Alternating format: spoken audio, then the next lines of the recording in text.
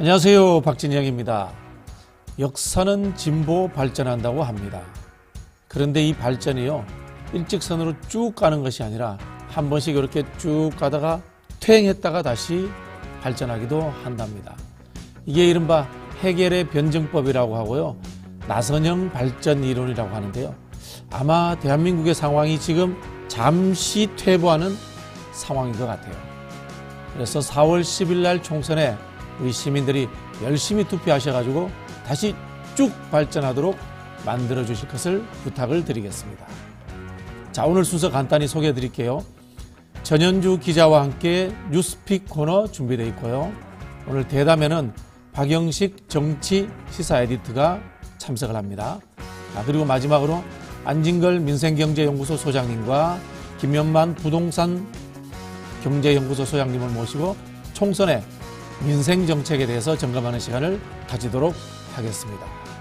자, 그럼 뉴스인사이다 본격적으로 시작해 보겠습니다.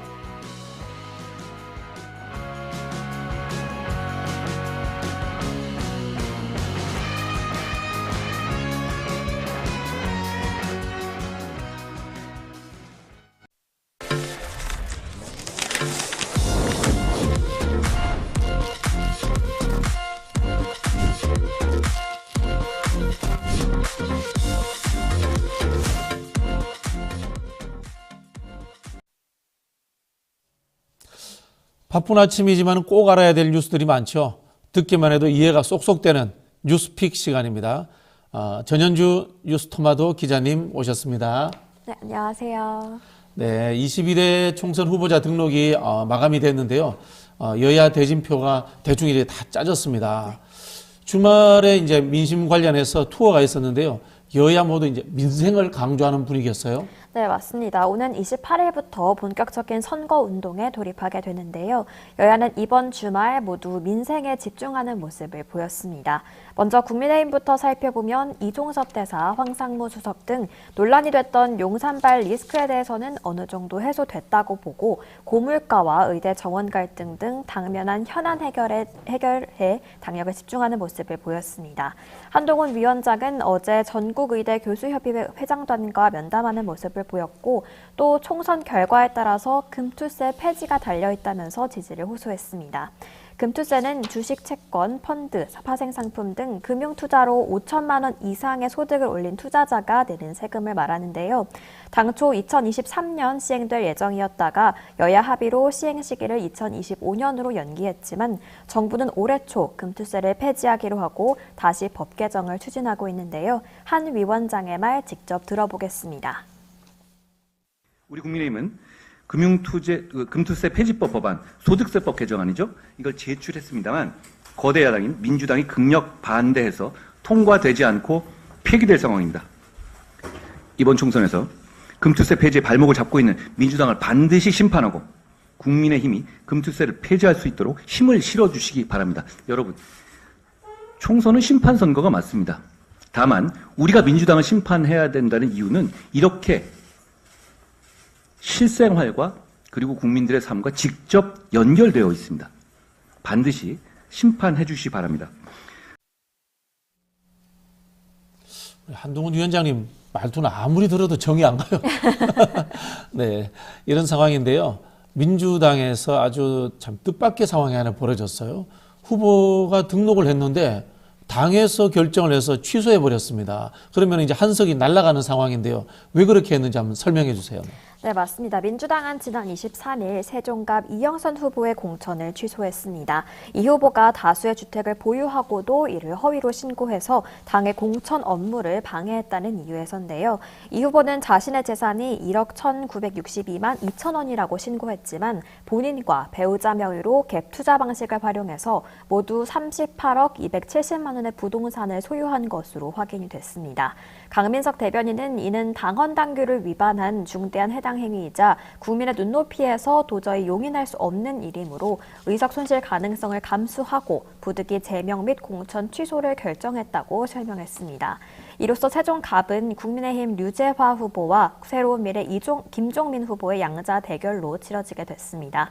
특히나 세종갑은 민주당 우세 지역인 만큼 민주당으로서는 의석수 손실을 감소하고 내린 결정인데요. 이재명 대표는 팔 하나를 떼어내는 심정이다라고 말했습니다. 또 이 대표는 서울 동작구 유세에서 동작갑 선거에서 부동산 투기 같은 것 하지 않는 김병기 후보를 여러분의 도구로, 여러분의 일꾼으로 써달라면서 지지를 호소했는데요. 땅 투기 의혹이 제기된 장진영 국민의힘 동작갑 후보를 겨냥한 발언으로 읽히는 대목입니다. 이처럼 이번 이 후보의 공천 취소는 사전의 논란을 방지하고 또 공격 대상을 줄이겠다는 의도로 풀이되는데요. 다만 후보자 검증 책임론에 대한 비판은 불가피해 보입니다. 네. 보통 이제 우리가 이런 조치를 사자성어로 읍참마속 또는 육참골단, 나의 살을 내주고 상대의 뼈를 자른다. 이런 식으로 이야기를 하는데요. 이게 설명을 드리면 이렇습니다. 후보가 선관위에 등록하기 전에 당에다가 검증하는 자료를 냅니다. 그 자료에는 이 부동산 관련 자료가 없었던 거예요.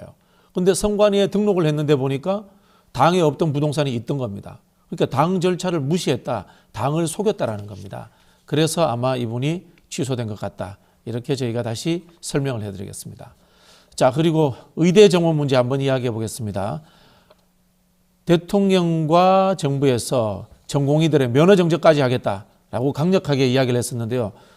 뜬금없이 유연하게 처리하겠다라고 입장이 바뀌었습니다. 상황 변화 좀 이야기해 주시죠. 네, 윤석열 대통령은 어제 의료 현장을 이탈한 전공의들의 면허정지 처분 시한이 임박한 것과 관련해서 한덕수 국무총리에게 당과 협의해 유연한 처리 방안을 모색해달라고 주문했습니다.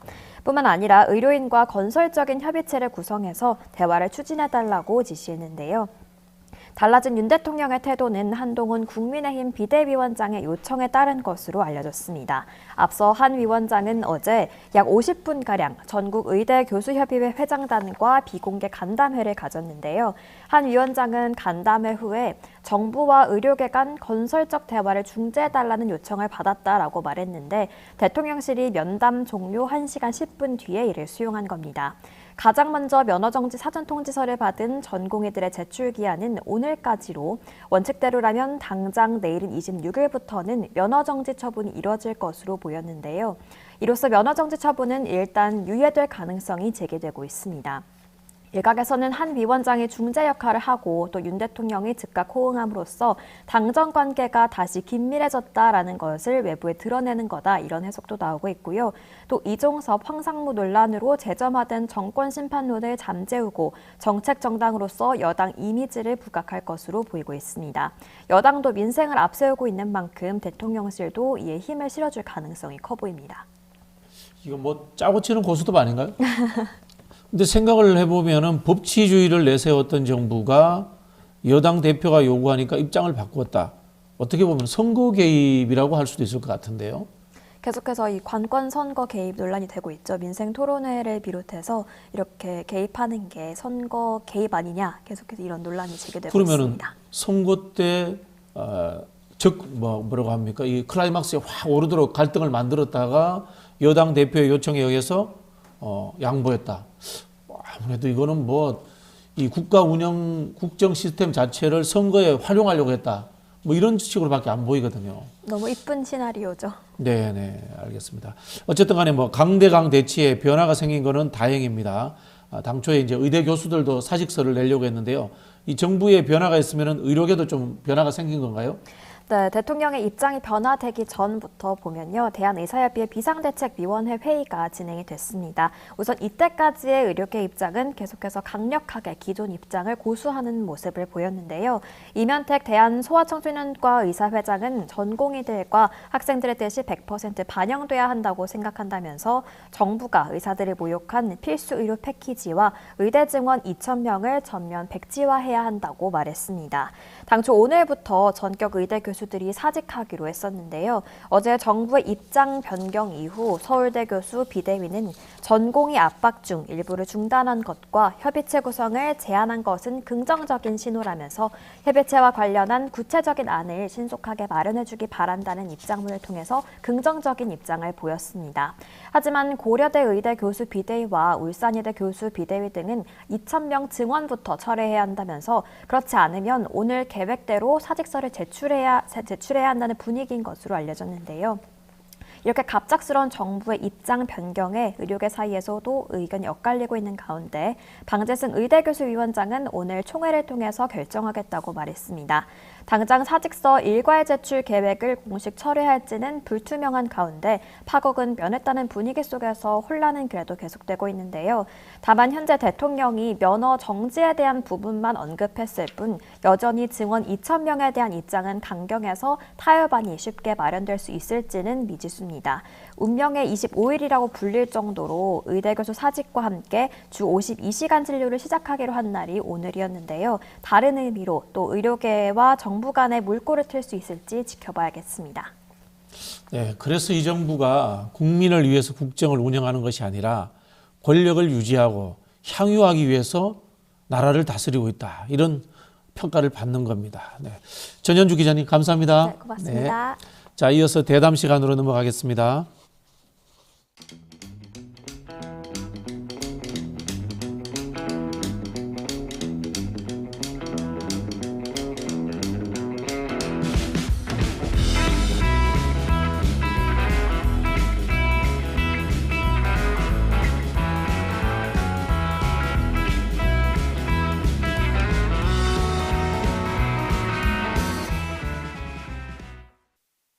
매일 10시 1시간만 투자하면 내 계좌도 10배거. 개장하자마자 급등? 따라잡아도 되나? 1분 대기조 점상이 답변해줍니다. 바쁜데 특징 중? 언제 공부해? 1시간만 투자하세요. 점상이 정리해줍니다. 단기로 치고 빠질 종목 없나? 매일 오전 10시 점상이 골라줍니다. 매일 오전 10시엔 점상을 잡아라. 유튜브에서 점상 시크릿을 검색하세요. 네, 총선이 한 보름 정도 남았는데요. 총선 이야기 해보려고 합니다. 박영식 정치 시사 에디터 나오셨습니다. 아이고 반갑습니다. 네, 본격적으로 이 선거 들어가기 전에요. 지난주에 있었던 이야기 한번 해볼까 하는데요. 네네. 한동훈 비대위원장과 윤석열 대통령이 또 마주쳤어요. 예. 근데 이번에는 윤석열 대통령이 한동훈 비대위원장이 어깨 툭툭 치면서 예. 뭐 격려하듯이 뭐 네. 이런 장면을 연출을 했습니다. 예, 어떻게 예. 보셨어요? 글쎄 근데 그 어깨 툭툭 치는 장면은 저 좀 기시감이 들었거든요. 네. 왜냐하면 올해 1월 말에도 그랬지만 서천 화재 피해 현장에서 두 사람이 마음때 언론이 분류하기로는 1차 갈등 때 그때 만나서 했던 장면하고 거의 유사하다고 저는 뭐 보여지고요. 일단 첫 번째는 저는 뭐 대통령이 여당 대표를 어깨를 툭툭 치거나 오늘 저희 주제에 등장하는 이 천안함 관련 장소에서 있었던 일종의 갈등 봉합은 뭐 반말을 하시거나 반말조로 얘기하는 거는 제가 확인은 못했는데요. 1차 때는 서천 때는 반말을 하시기도 했고 네네. 그리고 이번에는 반말은 안 했지만 어쨌든 어깨를 툭툭 친 걸 보면 넌 내 부하야 아직 뭐 이런 느낌이에요. 그러니까 이제 우리가 보통 동네 후배나 회사 후배들한테도 스킨십을 그렇게 하거나 반말조 얘기를 하면 요즘에 좀 불쾌해하는 분들이 많은데 영상으로 확인하거나 기사로 전해지는 그런 설명만 들었을 때는 저는 뭐 말씀 주신 대로 아직까지도 대통령과 여당 대표의 어떤 수직적 관계 이게 여전히 이어지고 있다라고 볼 수밖에 없는 것 같고요. 앞으로도 그 관계가 변하진 않을 것 같다라는 생각이 있었고 두 번째로는 여기가 이제 천안함 관련 자리였었잖아요. 그러다 보니까 정부 쪽과 또 국민의힘 서로 그러니까 정부 여당이 잘 맞는 주제를 택해서 서로 만나게 됐다. 일종의 이제 시너지를 노린 것이다라고 보여져서 기왕 만나게 됐으니까 갈등을 좀 봉합하는 장면도 또 연출을 해보자라고 생각이 들고 근데 이런 연출은 한번 말씀드린 대로 1월에 했기 때문에 우리가 보통 영화로 비유하자면은 첫 번째 편 나온 이후에 이제 속편 등장하면 속편이 재미가 없지 않습니까? 예상이 다 되는 부분이 있고 네네. 그러다 보니까 사람들의 기대와 맞아 떨어지는 부분도 있었던 것 같고요. 기대라기보다는 예상과 맞아 떨어지는 부분도 있었고 그렇게 큰 반향을 주지 못했던 것 같다라고 저는 평가를 하고 있습니다.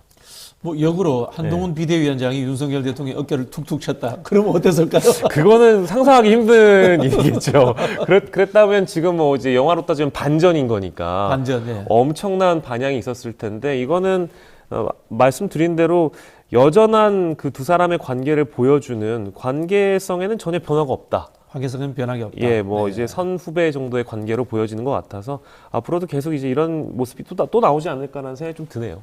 그러면 한동훈 비대위원장이 네. 지난번에도 이렇게 90도 폴더 인사했잖아요. 예. 그러고도 결국은 다시 대통령한테 한번 대들었단 말이야. 그렇죠. 이번에도 이제 낮은 자세를 보였지만 또 기회가 되면은 예. 표가 필요하다면은 또 이렇게 들이받는 모습 연출될 수도 있을까요? 그렇습니다. 저는 뭐 반복적으로 이런 상황이 생길 거라고 뭐 아무튼 예상이 되고요. 어쨌든 국민들 일반 대중이 바라는 정치인은 만약에 정부와 대통령이 잘못했다면 수평적인 당청 관계, 그러니까 예전으로 따지면 당청 관계고 지금 이제 당대 관계라고 부르는데 수평적인 관계를 바라는 분들이 더 많을 겁니다. 잘못했다면 잘못했다고 여당 대표가 지적하고 평가하고 해야 될 텐데 저희가 뒤에 또 얘기가 나오겠습니다만 대통령과 대통령실이 뭐 잘못한 부분이 있다면 저는 주체를 좀 그 한동훈 비대위원장께서 얘기를 하셨으면 좋겠어요. 이번에도 이종섭 문제와 황상무 문제에 대해서 얘기할 때 보면 한동훈 비대위원장은 지난 1차 갈등 때도 그렇고 이번 2차 갈등 때도 윤석열 대통령이라는 주체를 언급한 적이 없습니다. 대통령이 이렇게 해야 된다. 대통령은 조치해야 된다. 대통령은 이종섭을 사퇴시켜야 된다. 이런 주체를 명시하지 않고 뭔가 이제 자신의 탈출구를 마련해 놓는 화법을 늘 써왔거든요. 그렇기 때문에 막상 만나게 되면 말은 그렇게 했지만 만나게 돼도 뜨뜨미지근한 자세를 유지할 수밖에 없는 그런 상황이라고 보여지고요. 앞으로 한동훈 비대위원장이 만약에 우리 박진영 앵커께서 말씀해 주신 것처럼 어깨를 툭툭 치는 장면을 한 비대위원장이 윤 대통령이 하려면 대통령이 명시돼야 된다. 근데 명시되지 않는다면 아마도 이런 장면은 똑같이 연출될 겁니다. 네, 키가 윤석열 대통령이 크기 때문에 네. 어깨 치려면 폴짝폴짝 뛰어서 쳐야 돼요. 요즘에 폴짝폴짝 튀는 장면도 한번 보여주신 적이 있어가지고. 아, 그렇습니까? 한 비대위원장이. 네. 예. 불가능하지 않을 것 같습니다. 다음에 한번 그런 장면 기대해 보겠습니다. 네. 자, 이제 한동훈 비대위원장이 정치를 계속 할 것이냐 말 것이냐 문제도 관심사입니다. 우리가 한번 예를 들어 볼게요. 예. 총선에 이긴다면은 한동훈 덕, 지면은 윤석열 탓. 예. 사실 이렇게 보지 않을까요? 그런 상황에서 한동훈 비대위원장이 총선 이후에 만약에 패배한다고 가정했을 때 정치를 계속 할까요? 미국 유학 갈까요? 저는 뭐 이번에도 미국 유학 안 가시겠다고 말씀하신 거잖아요? 네. 안 가겠다? 근데 저는 죄송한 얘기지만 이게 뭐 도발적인 반문일 수 있겠지만 미국이 아니라 다른 나라를 갈 수도 있는 거잖아요. 일본 유학. 그 유학이 아니면 이게 연수를 가거나 네. 뭐 그 말이 그 말 같지만 뭐 정치인이시니까 잘 아시잖아요. 정치인들이 그 뱉는 말의 함이나 어떤 단어를 선택하고 꼭 그 단어가 아니어도 다른 단어가 나중에 튀어나와서 나는 유학이라고 한 적이 없다라고 얘기해버리면 그만이니까 나는 미국 유학을 안 간다고 했지 일본 연수를 갈 수도 있는 것이고요. 뭐 여러 가지 가능성이 열려 있는 것이니까 그 행보는 좀 기다려봐야 될 것 같고요. 이종섭 대사처럼 저는 사실은 그 정부 쪽에서 대통령께서 대사 지명권도 좀 열려 있다고 봅니다. 그렇기 때문에 미국 유학을 안 간다고 얘기한 그 공언 자체는 나중에 사실일 수 있으나 또 다른 가능성이 열려 있다고 보고요. 저는 말씀 주신 것처럼 총선 결과에 따라서 한동훈 비대위원장의 행보가 결정이 될 거라고 보는데 하지만 어떻든 간에 현실 정치에 남아있을 가능성이 현재로서는 잘 보이지가 않거든요. 왜냐하면 본인 스스로 출마 기회 자체를 박탈해버렸고 스스로 내려놓지 않았습니까? 그러니까 현실 정치에 남아있을 가능성은 없고 패배하게 된다면 당에서 비대위원장 자리를 유지하는 것 자체가 더 어려울 겁니다. 왜냐하면 선거 끝나게 되면 당연히 공치사를 하거나 패배에 대한 책임을 지거나 둘 중에 하나잖아요. 그러면 국민의힘이 만약에 유의미한 성과를 못 거두게 된다면 책임을 대통령께 묻는 것은 어려울 것이고요.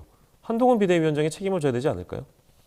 근데 이 선거가 물론 뭐 이제 지금 패배할 가능성이 높아지고 있습니다만은 한동훈 비대위원장은 당의 중진 의원들이라든가 다수의 의견들을 굉장히 많이 수용을 했어요. 예. 수용을 해서 대통령에게도 다른 의견을 제시하고 그렇게 해서 최선을 다한 거거든요. 예. 그런 상황에서 총선이 졌다면은 내부의 평가는 대통령 탓이다. 한동훈 비대위원장은 할 만큼 했다. 이런 평가가 나올 수도 있거든요. 예. 그런 상황에서도 한동훈 비대위원장은 그만두는 게 맞나요? 예, 저는 그렇다고 보여지고요. 임기가 선거 결과는 결과대로 분석을 또 따로 해봐야 되겠습니다만 아직 단정하긴 이르니까요. 근데 그렇지만 지금 임기가 3년 이상이 남아있는 현재 권력인 대통령이 뭐 레임덕이라는 표현도 최근에 나오고 뭐 심지어 데드덕이라는 표현까지 나오긴 합니다만 임기가 3년 이상이 남아있는 대통령에게 선거에 책임을 묻거나 한동훈 비대위원장이 최선을 다했기 때문에 그래도 자리를 유지해야 된다. 근데 사실 한동훈 비대위원장 스스로가 얘기를 그렇게 했거든요. 선거가 이제 끝나게 되면 이것은 자신의 인생이 꼬이게 된 결말에 이르게 될 것이라고 본인 스스로 밝힌 적이 있습니다. 그렇기 때문에 어느 정도로 예상을 하고 있는 것 같고, 그리고 더불어서 그 행보를 하나만 더 예측을 해보자면 스트라이크 존이라는 표현을 한 적이 있어요. 네. 본인이 스트라이크 존을 좀 더 넓혀둬야 된다는 얘기를 한 적이 있어서 그 가능성을 여러 갈래로 좀 열어두고 자신이 지든 이기든 간에 행보를 결정해 보겠다. 그리고 공공을 위한 봉사라는 표현도 한 적이 있기 때문에 글쎄요. 선거에 대한 책임은 책임대로 져야 되는 것이 맞지만 그 이후에 어떤 역할을 할지는 저희가 지금 당장 예상하기는 어려운데 그래도 저는 공무 쪽으로 담당하지 않을까라는 생각을 해봅니다. 제가 대사직 때 약간 표현하긴 했습니다만. 근데 이 과정을 보면은 윤석열 대통령 부부와는 네. 갈등이 생겼어요. 네. 그런 상황에서 다시 공직을 달라라고 하기는 쉽지 않을 거고 예. 잠시 대중의 눈을 피해 있다가 예. 2년 후에 있을 서울시장 선거에 출마한다. 예. 이런 시나리오 생각하지 않을까요? 거기까지는 제가 내다보지 못했지만 명쾌한 결론이시긴 합니다. 근데 2년 그 사이에 저는 네. 굉장히 많은 변수들이 등장할 것 같고요. 지금 제가 아는 바로도 사실은 총선 이후에 권력 암투를 염두할 만한 여러 가지 시그널들이 보여지고 있습니다. 특히 여권 내부에 이제 이른바 이제 조기 대선까지 먼저 등장하지 않을까라는 그런 가능성인데요. 뭐 개헌뿐만 아니라 여당 내부에서 지금 잠자고 있는 후보들이 많이 있습니다. 특히 뭐 유승민 후보, 유승민 전 의원이라든지 홍준표 대구시장 같은 경우에는 이 총선 결과에 따라서 내가 어떤 행보를 보이겠다라고 예고를 한 적도 있어서 아마 그 서울시장까지 내다보기가 어려운 전국으로 흘러가지 않을까라는 생각은 조금은 듭니다. 네. 네, 한동훈 비대위원장님 2년은 너무 깁니다. 2년 동안 참기 힘들 겁니다. 빨리 움직이세요. 예. 자, 그런 말씀 드리겠습니다. 이종섭 대사 논란은 여전합니다. 민주당은 공수처에 대통령과 대통령실 관계자를 고발을 했고요. 근데 이제 공수처에서는 이종섭 그 호주 대사를 소환하기 어렵다고 합니다. 현재 이제 수사 준비가 되지 않았다. 뭐 이런 뜻인데요. 예. 여기에 대해서 국민의힘은 공수처가 정치질을 하고 있다. 이렇게 비난을 하고 있습니다.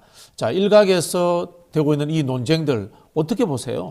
저는 피의자의 일정에 맞춰서 수사하고 조사하는 대한민국 수사기관이 일단 없다고 보고요. 이게 이제 최소한 잣대나 기준이 비판하는 잣대나 기준은 저는 공평해야 된다고 보는데 어떤 예를 드리는 거냐면 이 공수처와 검찰을 대하는 이 태도가 좀 다른 것 같습니다. 그러니까 특히 송영길 전 대표 관련 수사권하고요. 그때 한동훈 법무장관이 말씀하셨던 부분하고 지금 국민의힘 대표로서 이종섭 건을 대하는 공수처를 대하는 태도가 어떻게 이렇게 다를 수 있는가? 피의자가 수사를 어떻게 쇼핑하듯이 하느냐. 예. 그렇게 말씀하신 적이 있잖아요. 근데 그 잣대라면 지금 제가 그대로 그 한동훈 비대위원장 말씀하신 거 읽어드릴 수 있는데요. 그 실제 출국 금지 문제와 관련해서 이 송 전 대표는 출국 금지를 하지 않았고 직접 조사가 필요하다는 입장을 검찰이 밝혔던 게 아니다라고 말씀하셨는데 귀국한 다음 날에 4월 25일에 바로 출국 금지하기도 했었고요. 그리고 검찰이 수사 일정을 맞춰서 가는 방향은 검찰의 수사를 기다려야 된다라고 입장을 밝히신 걸로 제가 기억하고 있거든요. 선거 직전에 공수처가 조사 준비를 그대로 일정을 밟아가는 거는 한동훈 비대위원장이 검찰의 수사를 대하는 것과 동일한 잣대를 저는 아무튼 들이대야 되는 것이 맞다라고 생각이 듭니다. 그리고 국민의힘 쪽에서도 지금 정치질이라는 표현을 하셨는데 제가 보기에는 지금 수사기간이 한 3개월 정도 됐거든요. 그러면 밑에 참고인 조사를 먼저 진행해야 될 것 같고요. 압수물 분석도 해야 되고요. 그러면 핵심 피의자 조사까지는 시간이 한 반년 정도는 그래도 소요가 된다고 보는데 이 정도의 기간이면 충분치 않다라는 거를 스스로 잘 알고 계실 거라고 봅니다. 그래서 비판은 공평하게 좀 해야 되는 것이 맞다 이렇게 저는 생각이 듭니다. 네.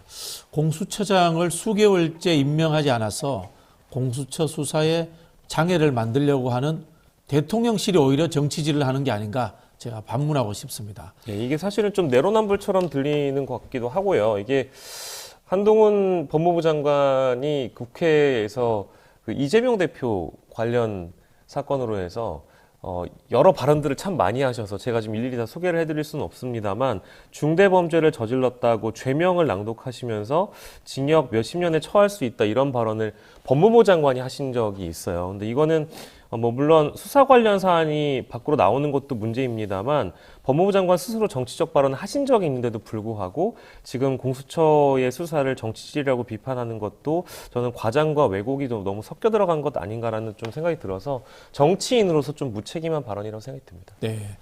안 그래도 지금 이종섭 호주 대사 이야기를 하니까요. 댓글에 이종섭 관련 댓글들이 계속 올라오고 있습니다. 이종섭 대사가 결국은 이제 총선까지 국내에 있는 상황이에요. 예. 그렇다면은 이 총선에 지대한 영향을 미칠 수 있을 듯 하거든요. 예. 야당이 해야 될 태도라든가 또는 뭐 여당은 어떤 식으로 방어할지 대충 짐작이 가나요? 글쎄요, 그러니까 야당은 지금 뭐 이종섭 특검을 이야기하고 있는데 특검. 예, 특검이 저도 필요하다고 봅니다. 왜냐하면 공수처가 이미 이렇게 여당으로 하여금 문제의 대상이자 타겟처럼 지목된 이상 수사를 하는데 역량 부족이라는 평가도 조금 저도 동의하는 바가 있습니다만 그 부족이라는 평가를 하기 이전에 공수처라는 조직이 현재 어떤 위치에 있는지도 좀 평가를 해봐야 되거든요. 지금 처장이 없는 상태에서 대행으로 이제 이 기관을 유지를 하고 있는 상황이고 대통령께서 공수처장 후보를 좀 지명하지 않은 상황이잖아요. 더불어서 공수처장 후보가 지명이 된다고 하더라도 예전에 이제 그 우직한 검사들의 모임이라고 해서 대통령과 함께 수사를 했던 사람들의 모임이 있습니다. 그 모임에 회원이었던 분이 공수처장이 될 가능성이 높은 상황에서 이 대통령이 핵심 피의자가 될지 모르는 이 사건을 공수처 대통령이 지명한 후보가 수사를 하는 것이 맞냐라는 또 의문이 생길 수 있는 것이잖아요. 그렇게 되면 이종섭 특검이라는 카드가 야당 입장에서는 가장 유일한 수단으로밖에 여겨질 수 없을 것 같고 지금 국회에서는 당연히 어려운 문제일 것이고요. 아마도 이제 총선 이후에 22대 국회에서 해결해 나가야 될 부분이고 더불어서 지금 이 이종섭 출국 관련해서 그 과정에서 문제가 될 만한 사람들이 비단 법무부 장 차관도 일단 문제를 삼아야 될 것 같고요. 외교부 장관도 마찬가지고요. 관련된 인물들에 대한 조사도 필요하다고 봅니다. 그래서 국정조사나 특검 카드를 활용하는 것이 가장 유일한 방법이라고 저는 생각합니다. 네, 국정조사를 하게 되면은 법무부의 이제 조사 심의가 어떻게 이루어졌는가라는 부분들도 이제 들여봐야 되겠죠. 그렇습니다. 네. 근데 이제 생각을 해보니까요, 이종섭 특검이라는 것이 이번 국회 회기 내에서는 불가능하지만은 총선의 이슈로서 극대화시키는 데는 의미가 있을 것 같다라는 생각이 들긴 합니다. 네, 그래서 어쨌든 특검이 출발하기 전에 특검이 대통령으로도 당연히 거부권을 대통령이 거부하지 않겠냐는 그런 예상도 있지만 총선을 가르는 핵심 이슈이기도 하고 이 특검을 어떤 식으로 여당이 또 대처하는가가 유권자에게 평가가 될 수 있는 부분이기 때문에 지금 앵커께서 말씀 주신 그대로 당장 특검을 갈 수는 없다고 하더라도 전국을 가르는 핵심 이슈를 여당이 또 어떻게 대처를 하는가 이게 굉장히 또 중요한 어떤 대목일 수 있겠습니다. 저는 이제 특검법을 제출하면서 수사 대상 1호를 윤석열 대통령으로 했으면 좋겠어요. 그러면 굉장히 이슈가 될 것 같다는 생각이 들고요. 사실 이 공직사회에 대해서 판단을 해보면요. 이종섭 장관은 본인보다 높은 사람의 지시에 의해서 명령을 수행했다면은 이종섭 장관보다는 그 명령을 한 사람, 지시한 사람의 죄가 더 큰 겁니다. 그렇기 때문에 특검법 수사 대상 1호는 윤석열 대통령이 되어야 되지 않나. 뭐 그렇게 생각을 해봅니다. 예, 항상 뭔가 좀 한 걸음 더 앞서서 나가서 보시는 이제 우리 박진영 평론가께 많이 배우고 있습니다. 네. 자, 그런 상황인데요. 예. 국민의힘 위성정당의 이제 국민의 미래 선대위원장이 인요한 전 혁신위원장이 됐어요. 예. 이분 출마 안 하겠다, 정치 안 하겠다 하셨는데 갑자기 뭐 이 스타 의식이 생겼나요? 예. 아니면은 대중들 앞에 나서는데 재미를 붙이셨나요? 네. 예, 저는 뭐 예상됐던 행보라고 보여지고요. 원래 뭐 서대문 쪽에 후보로 나온다는 얘기가 있다가 이제 비례로 신청을 하셨고 그 신청도 본인이 한 게 아니라 대리인이 했던 걸로 제가 알고 있는데 그만큼 좀 머쓱하셨던 것 같습니다. 왜냐하면 본인이 뱉었던 말을 다시 주워 담아야 되고요. 친윤 중진 후퇴를 요구하셨던 분인데 기득권을 내려놔야 된다라는 그런 당시 지적 아니었습니까? 근데 이제 본인이 이제 기득권이 되어가는 것 같아요. 이제 그런 대목을 유권자들에서 평가를 하셔야 될 것 같고요. 하지만 그 국민의힘에 상당히 쓴소리를 많이 하셨던 분이고 인요한 혁신위가 들어서면서 국민의힘의 변화의 기류가 있었던 것도 사실이어서 뭐 요즘 또 상당히 안 좋아진 상황에서 인요한 전 혁신위원장이 국민의 미래에서 진두지휘를 하는 역할을 하게 되는 거여서 때마침 또 한동훈 비대위원장에 대한 대중적 피로도도 저는 어느 정도 누적이 됐다고 봅니다. 그렇기 때문에 인요한 혁신위원장이 하나 역할을 해준다면 원톱이 아니라 투톱 체제로 대중에게 어느 정도의 평가를 받을 수 있을 거라고 보고요. 다만 이게 선거법상 불가능하죠. 국민의 미래 대표가 국민의힘에 대한 지지 의사를 밝히거나 국민의힘에 대해서 지지 호소를 하는 것 자체가 어려운 상황이기 때문에 타당해요, 타당. 그렇습니다. 네, 엄밀하게 분리가 되어 있는 거기 때문에 이런 부분들은 좀 어렵겠지만 또 다른 스피커로서 이제 공중전을 펼칠 수 있는 가능성도 내다볼 수 있는 것 같습니다. 어쨌든 긴급 처방을 내린 셈이긴 한데 다만 저는 인요한 혁신위원장에 대한 평가는 유권자들에게는 어느 정도 이미 내려져 있다고 보여져서요. 그렇게 유의미한 그런 행보라고 보여지기는 좀 어려운 것 같습니다. 그런 느낌이 들어요. 이 국회의원 되려면 일단 염치가 없어야 돼. 그리고 이 개걸스러운 권력욕이 있어야 돼. 예.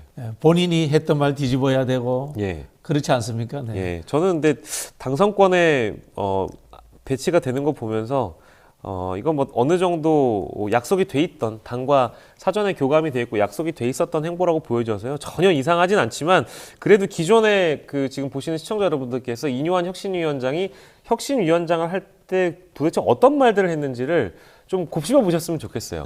지금의 행보와는 너무 사뭇 다른 행보였기 때문에 전 개인적으로 조금 유감이기도 하고 실망스럽기도 합니다. 네. 이런 식으로 진짜 한국에서 비례대표 제도를 유지해야 되는지 예. 참 위성정당 해야 되는지 참 씁쓸합니다. 정치라는 것이. 참. 예. 자, 총선이 가까워지면서요. 여야 대표들이 입이 아주 이제 거칠어지고 있습니다. 한동훈 위원장은 또 이재명 대표의 사법 리스크를 이야기를 했고요. 이재명 대표는 정부 심판론을 이야기하고 있는데요. 법원이 쌩까고 있다. 역사를 부정하는 정신 나간 집단이다. 이렇게 이제 발언 수위가 높아지고 있어요. 예. 이러면 효과가 있나요? 글쎄요, 그 언론이 주목하기에는 아주 좋겠죠. 그리고 발언의 수위가 높아지고 뭐랄까 좀 섹시한 표현들이 등장하게 되면 주목도가 생길 텐데 저는 정치인이 뭔가 그 발언의 수위를 높였을 때 어떤 상황에서 높이는지 잘 아시지 않습니까?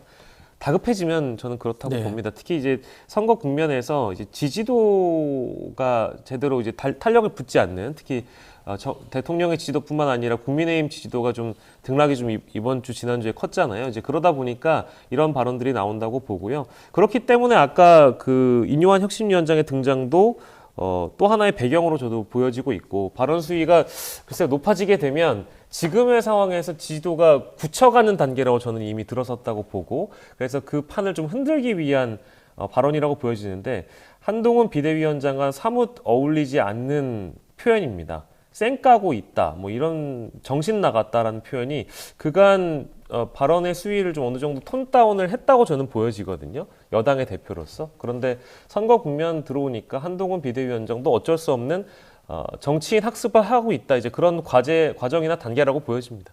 여의도 사투리 제대로 쓰시네요. 그러니까요. 저도 이제 여의도 사투리 안 쓴다고 하셨는데 이제는 여의도 사투리를 쓰는 정치인의 한 사람으로서 그 대목도 사실 유권자들이 평가할 대목이죠. 네. 하나 제가 충고 드리자면요. 이 강한 표현이나 거친 표현은 지지층 결집에는 효과가 있는데요. 중도층들은 오히려 이탈합니다. 지금은 본선이기 때문에 중도층들 보시고 선거하셔야 됩니다. 그래서 또 다른 역효과를 일으킬 수 있다고 봅니다. 왜냐하면 한동훈 비대위원장도 저는 정치 여의도 사투리 쓰지 않겠다라고 이미 얘기를 한 바 있는데 중도층을 만들어 나가는 확장성 있는 그런 표현이 아니라 뭔가 이렇게 오히려 여권 지지층만 결집하는 발언을 한다면 중도문덕층에 대한 확장성을 가져갈 수가 없기 때문에 과연 유권자들이 어떻게 반응할지 제 개인적으로 굉장히 궁금합니다. 네. 이 정책 이슈는 생기지 않고 여야의 거친 말싸움만 진행되고 있는데요. 그런 생각이 들어요. 왜 언론은 정책 이슈를 다뤄주지 않을까? 그러면 이제 역으로 이런 이야기를 합니다. 기자들은 정치권에서 제대로 된 정책 이슈를 내놓지 않아서 우리가 못 다룬다. 예. 그런 이야기를 하는데 우리 박영숙 에디터도 기자 출신이신데 네네. 자, 닭이 먼저예요, 계란이 먼저요라고 말씀드리고 싶은 게 예. 정치권에서 재미있는 정책 이슈를 풀어내지 못해서 언론에서 다뤄주지 않는다. 예. 두 번째, 언론에서 별 재미없을 것 같고 기자들도 잘 이해도가 떨어져서 정책 이슈 안 다룬다. 어느 게 먼저인 것 같아요. 고백 드리자면 후자 후자이다. 후자죠. 이게 얘기가 안 될 것 같고 일단 팔리지 않는 기사를 만들지 않는다. 요즘에 이제 트렌드가 그렇기도 한 것 같고요. 이제 언론의 책무를 제대로 다하지 못하고 있다라는 그런 지적에 십분 공감하고 하지만 그렇게 말씀 주시니까 대부분 이제 후자 쪽으로 흘러가는 것 같기도 하고요. 선거의 계절에서 정책 이슈를 물론 정당이 제대로 다루지 못하고 그것을 재밌게 풀어내지 못한 정당의 한계도 분명히 있다고 보지만 언론 스스로가 어떤 대목에 집중하고 있는지 좀 자문을 해봤으면 좋겠습니다. 예, 맞습니다. 네, 해프닝성, 가십성 기사만 쫓아다니지 마시고요. 정책을 제대로 풀어줘야지 국정 운영이 바뀌는 겁니다. 지금 야당이 윤석열 정부를 심판하자고 하잖아요. 윤석열 정부의 해프닝을 심판해서 뭐 하겠습니까? 윤석열 정부의 잘못된 국정 운영을 심판해야지 나라가 바뀌는 거거든요. 그런 부분에서 우리 언론들도 좀 관심 좀 많이 가져주시면 좋겠다라는 말씀을 드리겠고요. 제가 이 방송을 진행하면서 김대중 대통령의 반복의 기술을 말씀드린 적이 있습니다. 정책도요, 반복하고 재밌게 풀어내면 언론과 국민들이 관심을 가져줍니다. 정당에서도 참조해 주시면 고맙겠습니다. 자, 마지막으로 제3지대 이야기 한번 해보려고 하는데요. 네. 이준석 개혁신당, 이낙연의 새로운 미래가 존재감이 없어요. 그리고 유호정 의원이 개혁신당이죠. 네. 후보 등록도 포기했습니다. 이게 제3지대라는 것이 조국 혁신당 외에는 별 의미 없는 상황으로 흘러가는 건가요? 예, 류호정 의원, 전 의원 말씀을 주셔가지고 일단은 이분 얘기부터 먼저 하고 싶은데 제3지대 정치가 실패했다고 말씀을 하시더라고요. 근데 본인이 경험한 제3지대만 실패했던 것뿐이지 제3지대로 따지면 지금 조국 혁신당 같은 경우에는 나름 잘 가고 있다고 보여지거든요. 류호정 본인을 제3지대를 마치 대표하는 정치인처럼 말씀하시는 것 같은데 이거는 본인이 총선 후보 등록까지 포기하면서 지역구 출마를 내려놓은 이유는 어쨌든 유의미한 지지도가 안 나오기 때문에 지뢰 포기한 거 아니겠습니까? 누가 보더라도 그런 것 같고요.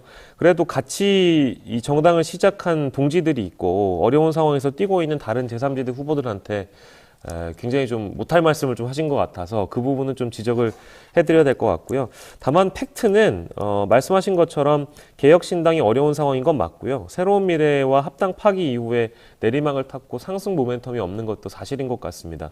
당 내부가 현재 좀 자중질환에 빠져있는 모습도 보여주고 있는 것 같아서 개혁신당과 새로운 미래는 많이 해봐야 이게 5석을 하지 못할 가능성이 점점 높아지고 있는 상황이고 하나 새로운 게 있다면 아까 앞서서 이제 그 육참골단 표현 써 주셨을 때 민주당 상황 중에 변수가 하나 생겼잖아요. 세종시에서 일단 후보 취소를 했기 때문에 세종시 후보는 새로운 미래의 김종민 후보와 국민의힘 후보 양자 간의 대결이 되어버려서 이 지역구가 이미 민주 진보 진영의 텃밭으로 불러주는 지역인데 그렇게 된다면 김종민 후보가 당선될 가능성이 높다고 손친다면 새로운 미래는 비례 후보 1번으로 양소영 후보를 올려놨거든요. 네네. 지역구 후보에서 한 석이 늘어나게 되면 3%를 가져간다고 하더라도 비례에서 한 석을 또 확보할 수 있을까? 이제 요 물음표가 지어져서 이게 누구에게 좋은 그림인가? 일단 생각이 들고 개혁신당 같은 경우에는 여기도 좀 지금 어려워지는 상황이어서 과연 개혁신당과 새로운 미래가 의석을 얼마나 확보할지 요 대목이 일단은 저에겐 좀 관심사이긴 합니다. 소나무당 빠뜨리지 마세요. 소나무당이 빨리 있어요. 이야기해 주세요. 예, 소나무당이 많이 언급이 안 되고 있는 것 같은데요. 지금 이제 비례 29번을 받지 않았습니까? 근데 지금 정권 심판 정서가 이렇게 높은 상황에서 조국혁신당과 소나무당의 어떤 경쟁 구도가 또 하나의 또 흥미 요소여서 만약에 소나무당이 조국혁신당보다 더 존재감을 부각시키고 더 강한 스탠스를 취하게 되면 이쪽의 비례 득표도 또 무시 못할 것 같고요.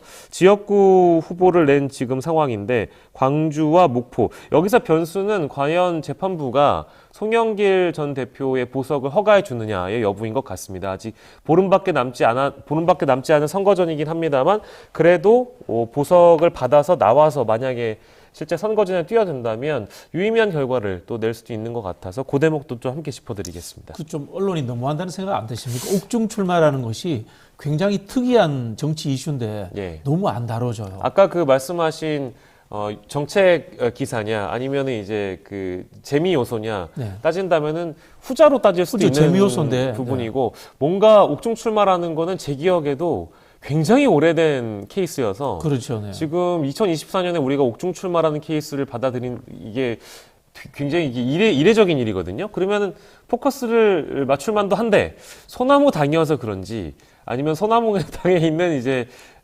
인사들 때문에 그런 것인지 잘 모르겠습니다만 다뤄지지 않는 것도 사실인 것 같습니다. 네.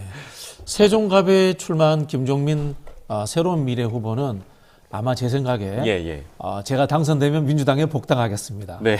이재명 대표와 화해하겠습니다. 이거 공약으로 낼 것 같아요. 예, 이미 홍영표 후보도 새로운 미래의 홍영표 후보도 일찍이 밝힌 적이 있거든요. 네. 그렇기 때문에 아마 김종민 후보도 지역 구민들에게 어떤 말씀을 하시는지 기다려봐야 되겠습니다만 저도 그 예상은 동일하게 하고 있습니다. 네, 김종민 후보 저희가 한번 계속 지켜보겠습니다. 자, 지금까지 박영식 에디터였습니다. 감사합니다. 고맙습니다.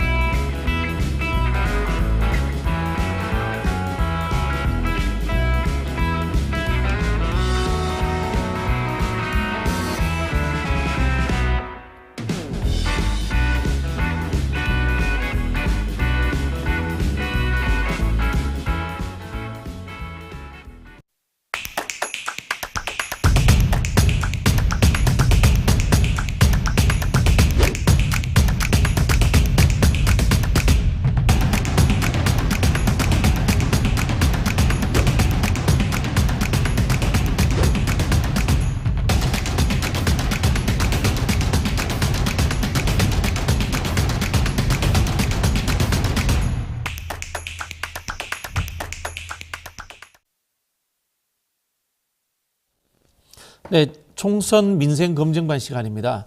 안진걸 소장님하고 김인만 소장님 나오셨습니다. 안녕하세요. 네, 소개를 제가 짧게 했는데 네. 혹시나 자기 소개 직접 하셔도 됩니다. 아유, 괜찮습니다. 네. 자, 부동산 정책에 대해서 한번 이야기를 해보려고 합니다. 먼저 안진걸 소장께 제가 좀 여쭤볼게요. 예. 부동산 공시가격 현실화, 이게 어떤 제도인가요? 예, 이제 우리가 시가가 있잖아요. 보통 네. 시세. 판매가. 예. 그거로 사실은 세금도 물리고 모든 걸 평가해야 되는데 그동안 저희는 이제 공시가격 제도라는 게 있습니다. 공시지가라고 표현하죠. 네. 그게 굉장히 낮게 책정되어 있습니다. 그래서 지금 실제 현실화율은 한 69%라고 합니다. 69%. 그러니까 10억에 거래되는 물건도 69% 정도의 가격으로 쳐가지고 거의 한 뭐 재산세, 종부세 또 한 69개의 그런 복지 행정 제도의 그 판단의 근거로 삼는 거죠. 그럼 기초연금 탈락할 수도 있고 받을 수도 있고 또 건강보험 같은 거 그게 소득이만 아니라 지역가입자들은 재산에도 부과를 하잖아요. 이런 기준이 되는 겁니다. 근데 오늘 방금 전에 연합뉴스가 발표한 기사를 보니까요. 연합뉴스가 직접 전국 20개 아파트를 분석을 했더라고요. 부동산 전문가들하고. 실제 시세 반영률은 64.4%밖에 되지 않는다는 겁니다. 그래서 문재인 정부 때 그 전에도 계속 이것은 조세 전문가라든지 부동산 전문가 다음에 이렇게 재정을 확충해서 복지를 늘려야 된다라고 주장했던 많은 정치권에서 공시가격을 현실화해야 된다. 그래서 문재인 정부가 2025년에서 2023년까지 9억 미만은 2030년까지, 15억 이상 시가들은 2025년까지 이 공시가격을 90%까지 현실하겠다. 그러면 세금이 제대로 매겨지는 거잖아요. 그렇게 했는데 이제 윤석열 정부에서 이것을 아예 거의 전면 백지하겠다고 이번에 발표가 돼서 큰 논란이 있는 것이죠. 뭐 이러면 세금이 올라가는 걸 좋아하는 분들이 많지는 않겠죠. 뭐 미국의 부자들이 세금 더 내고 운동본부도 만들어서 세금 더 내겠다 하는 특이한 경우도 있지만 공동체에서 대한민국은 그런 아직 문화까지는 없는데 그래도 뭐 급격히 너무 많이 올라갔다. 그러면 일부 조정의 필요성까지는 충분히 논의해야 된다고 봅니다. 세부담이 확 늘어나면 특히 이제 소득이 없는 계층에서는 어르신 계층이나 이런 데서는 굉장히 부담을 느끼는 건 사실이거든요. 근데 그걸 아예 전면 백지한다는 건 문제가 있죠. 큰 문제라고 저는 지적하고 있습니다. 근데 저는 좀 생각이 좀 달라요. 네네. 이걸 세수 확대로 접근하는 것이 아니라 국가 운영에 있어서의 세금을 매기는 형평성과 공정성의 문제로 접근해야 된다고 봐요. 네, 그 문제도 있죠. 예, 그리고 지금 우리 안진걸 소장님은 세수 확대를 통해서 복지를 확대해야 된다 이렇게 이야기를 했는데 그렇게 이야기하면은 특정 성향의 정부만 대상이 되는 것 같아요. 이 공시지가 현실이라는 건 제가 알기로는 진보 정권이든 보수 정권이든 막론하고 계속해서 지속적으로 20년 이상 추진된 거 아닌가요, 그죠? 네, 네, 그렇게 맞습니다. 알고 있거든요. 네. 그러니까 이제 그런 정책 효과도 있다는 걸 제가 강조드린 것이고요. 네네. 무엇보다 조세 정책은 일관되고 또 공정하고 형평에 맞아야 된다는 측면에서 우리 앵커님의 지적이 맞습니다. 예. 근데 이 세수 문제는 그냥 국가의 근간이에요.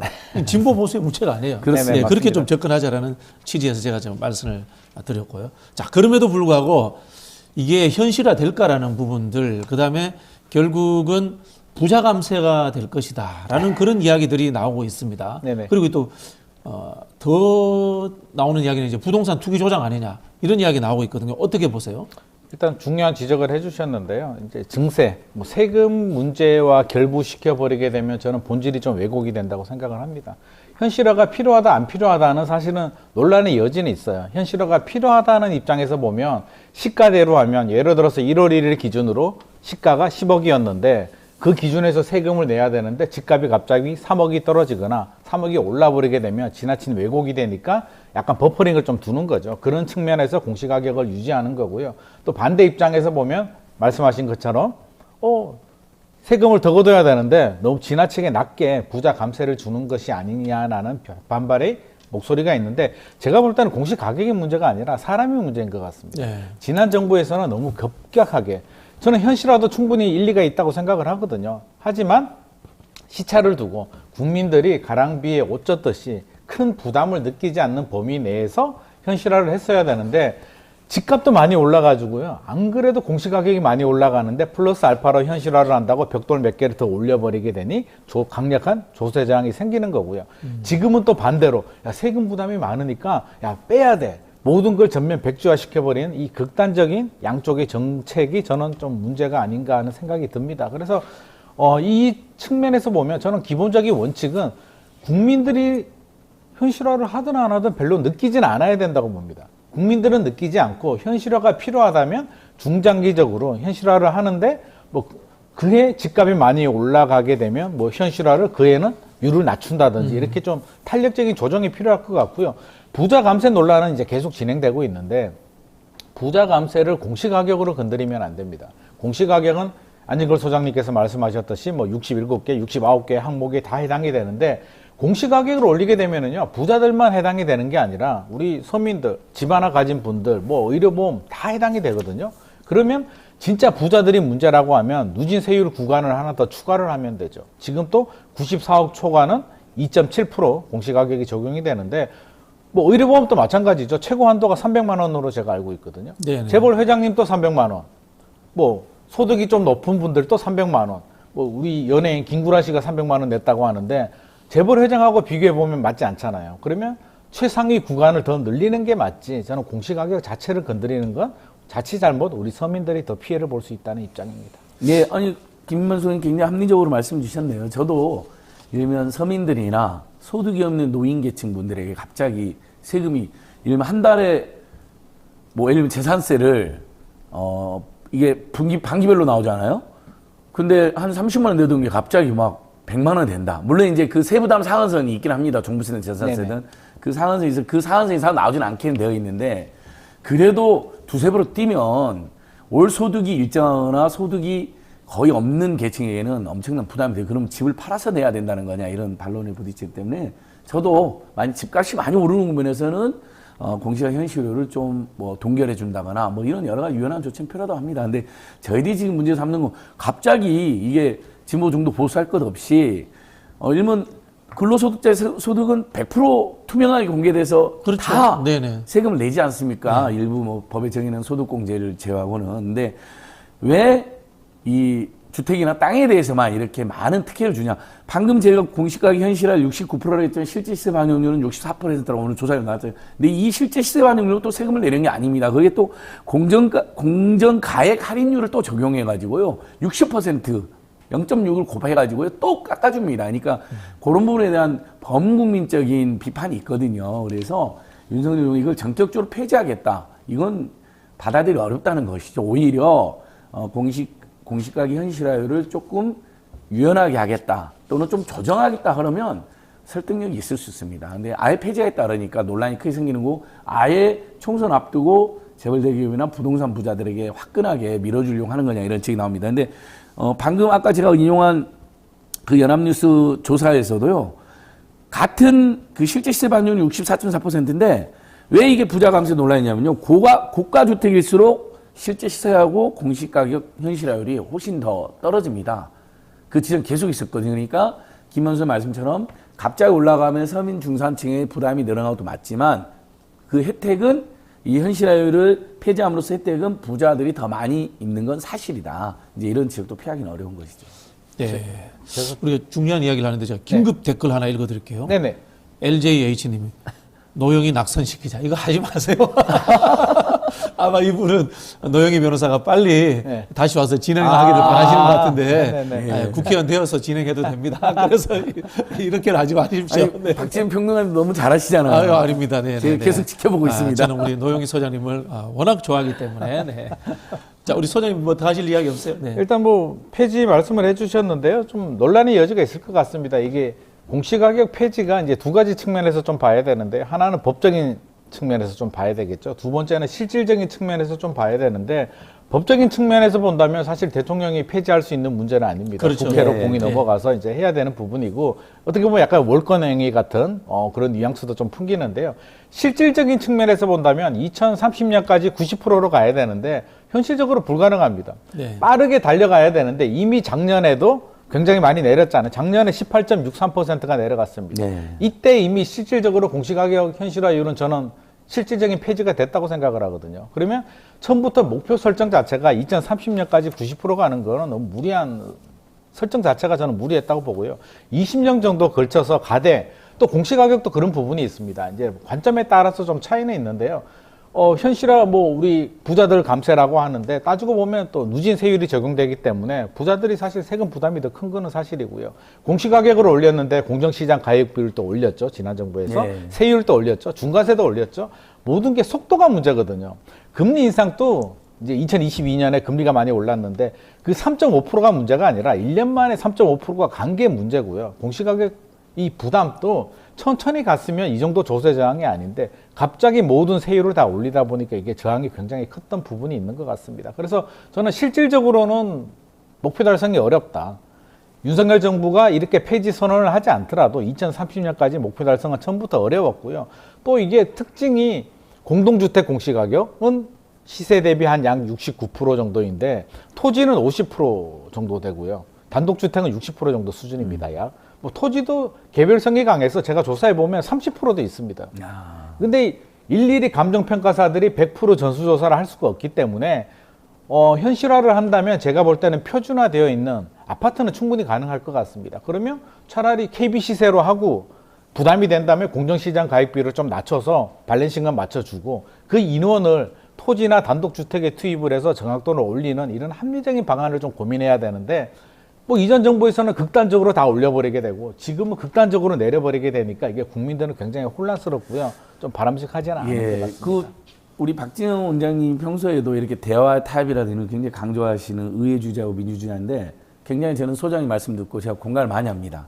그러니까 폐지 같은 이런 전격적인 사실 법률로 해야 되는데 대통령 할 수도 없는 걸 네. 총선앞도 그냥 예를 들면 재산세나 종부세 부담 느끼는 분한테 내가 더 깎아줄게 이런 식이잖아요. 이건 네. 국정운영 이런 식으로 해서는 안 된다고 저도 지적하고 싶고 대신에 나머지 소장님 말씀하신 것처럼 일면 문재인 정부 때 공시가격도 현실화하고 공정가격 비율도 올렸거든요. 그러니까 0.6% 곱하던 걸 0.8%로 곱하게 갖고 더 세금을 많이 받은 건 사실이에요.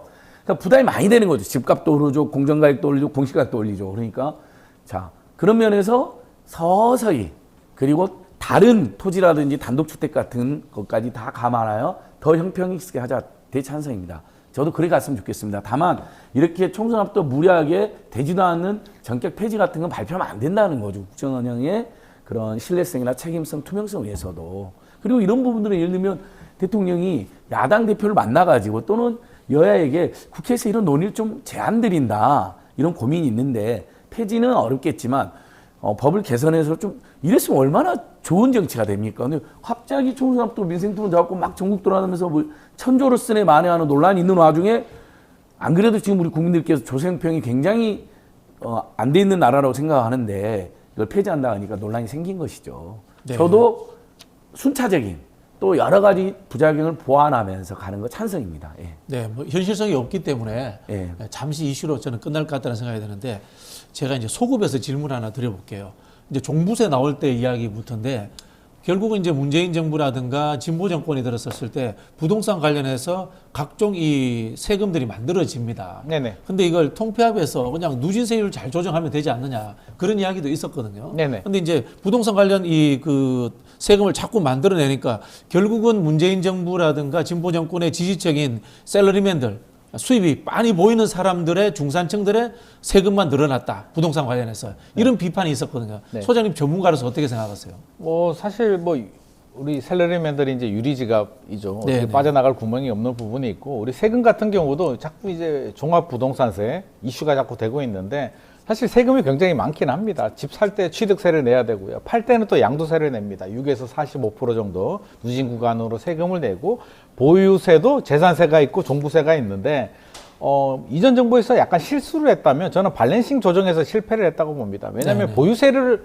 선진국들은 보유세가 높거든요. 보유세를 올리면 사실 거래세를 좀 낮춰서 거래를 활성화시켜 줬어야 되는데 이게 집값을 좀 잡아야 되니까 이게 좀 규제를 좀 필요합니다. 집값이 많이 올라가게 되면 진보 보수 할 것 없이 원래 규제를 하는 게 정상적인 메커니즘입니다. 근데 모든 세율을 다 규제를 하다 보니까 이게 조세 저항이 굉장히 좀 심해진 부분이 있습니다. 그래서 그런 밸런싱 조정이 저는 개인적으로 좀 아쉬웠고요. 지금도 마찬가지입니다. 네네. 뭔가 내려줄 때는 또 너무 모든 걸 다 세율을 막 내려주고 이렇게 되니까 지금 문제가 되는 부분이어서 이 부분에 대해서는 어느 정부를 막론하고도 우리가 좀 일관성 있는 정책은 좀 필요하다라는 입장입니다. 그래서 우리 국민들이 바라볼 때는요, 굉장히 피곤해요. 이거 뭐 세율이 하나하나 바뀔 때마다 세무사님들이 최근 한 3년 동안 상담을 잘 안 해줍니다. 너무 자주 바뀌니까 책임감을 느끼는 거거든요. 이거 문제 생길 것 같으니까 나가 상담 안 해주겠다라는 정도로 굉장한 스트레스를 받고 있기 때문에 저는 전체적으로 최근에 이제 다행히 부동산 시장이 좀 크게 변동률이 좀 많이 내려갔습니다. 안정을 찾고 있기 때문에 이럴 때 그냥 극단적으로 올린다 내린다가 아니라 제대로 된 뭐가 잘못됐는지를 한번 살펴보고 올려야 될 건 올리고 내려야 될 건 내려서 밸런싱 조정을 좀 하면 좋을 것 같습니다. 근데 맞습니다. 이제 사실은 이제 보유세도 내고 거래세도 내는 거잖아요. 그래서 보유세는 높이면 거래세를 낮춰가지고 오히려 다주택자들이 그게 종부세 부담 때문이든 뭐 여러 가지 이유로 시장에 내놓으면 자연스럽게 집값도 좀 하향 안정화 된다는 지적이 있습니다. 그래서 종부세도 우리가 도입한 거거든요. 근데 그런 효과를 많이 못 낸 상태에서 종부세를 올렸다 내렸다 하면서 국민들께서 피곤한 그런 상황이죠. 근데 보면 대한민국이 주택 관련 세금이나 토지 관련 세금이 많은 건 아닙니다. 미국 교포들이 당장 아마 우리 뉴스토마토 미국 교포들 볼 텐데 1억짜리 주택에 100만 원 세금 나온다고 바로 올립니다. 세율이 세거든요. 다른 나라도. 그러니까 그 점은 우리가 감안해야 될 것 같고 다만 이렇게 세금이 부동산 관련 세금이 너무 논란과 자꾸 자꾸 변동 대상이 되는 건 바람직하지 않은 것이 좀 저는 진보 정도 보수할 것 없이 부동산 관련 세금이나 또 이런 담세력이 높은 계층의 세금은 좀 안정되게 서로 합의해서 이렇게 조금씩 올리는 방향이든 또는 그 부자분들도 일부 타협 가능한 또는 수용 가능한 정도로 하나씩 순차적으로 사실 타협을 거쳐서 설득도 하면서 이렇게 하는 게 제일 좋은 것 같습니다. 이제 제가 보기에는 이 부동산 공시가격 현실화를 안 하겠다 이거는 뭐 진보 보수의 문제가 아니라 그냥 엉터리 정권이에요. 엉터리 정권. 세수 문제에 대해서 합리적 조정을 장기적 과제로 하지 않겠다는, 이건 정권을 운영할 능력이 없는 정권이다. 저는 뭐 그런 생각까지 들고요. 그러니까 이제 더욱이 작년에 세수가 52조가 펑크가 났다는 상황에서 또 이 정치 발표되니까 그렇죠. 이건 이제 보수 중도 재정학자나 경제학자들도 굉장히 비판적으로 지적하는 분들이 많습니다. 아니 이렇게 다 세금을 깎아주는 세수가 확 줄어들 거거든요. 이것도 만약에 폐지하게 되면. 그래서 윤석열 정부도 종부세 공정가액 비율을 60%로 낮춘다겠다가 80% 다시 올렸어요. 본인들도. 왜냐하면 너무 세금이 줄어들까 봐. 그랬는데 갑자기 이상한 정치 나온 것이죠. 그건 계속해서 말씀드리는 정부로서의 책임성, 신뢰성, 투명성 큰 문제가 생기는 거라고 저는 봅니다. 세금 문제 나오니까 제가 우리 안진걸 소장님한테 근본적인 질문 하나 드려볼게요. 세수를 확대해서 복지국가를 가야 된다. 그중에서도 직접세 확대를 통해서 세금을 많이 걷어야지 복지국가가 된다라는 논리라는 게 현실적으로 한국에서의 조세 재앙이라든가 또 한국의 이 세금 구조가 직접세 중심으로 이렇게 많이 확대되는 흐름이 아니었잖아요. 네. 이게 현실적으로 가능하다고 생각하세요? 한국 사회에서? 그러니까 이제 우리 복지국가의 논리는 고부담, 고복지 네. 이렇게 하잖아요. 근데 그 이제 유럽식 예, 그 삼인주의 복지인데 삼인주의나 한국에서 그게 가능하다고 생각하세요? 근데 이제 어쨌든 전 세계에서 가장 행복한 나라, 안전한 나라 꼽으면 항상 스웨덴, 핀란드가 1, 2등 다투잖아요. 최근에도 발표했었는데 저는 그 모델로 우리가 가야 되는데 다만 우리는 그동안 정부 정책이나 조세 정책에 대한 신뢰가 굉장히 훼손되어 있는 상태입니다. 그리고 민주당이 중도 진보라고 하지만 집권해 본 것이 3번밖에 없고 그리고 민주당의 그동안 역사적으로 보면 중도 보수에 더 가까웠었죠. 스웨덴식 3인당은 프랑스 사회당식 정책도 펼친 적이 없습니다. 프랑스 사회당은 집권했을 때 최고 세율을 소득세 75%까지 올린 적이 있어요. 그래서 제라드 파라두라는 미국의 프랑스 유명한 국민묘가 나 이민 가겠다 그러니까 이런 프랑스 언론들이 배신자야 떠나라. 공화국을 위해서 부자가 세금을 안 낸다면 너는 여길 떠나라. 뭐 이런 논쟁이 있었을 정도거든요. 우리는 그런 근처에도 못 가죠. 그래서 저는 근데 유승민 전 원내대표가 생각납니다. 중부담 중복제라도 가자, 대한민국에서. 저는 그러니까 뭐든지 좀 차근차근 하는 게 맞다고 생각합니다. 네. 소장님 어떻게 생각하세요?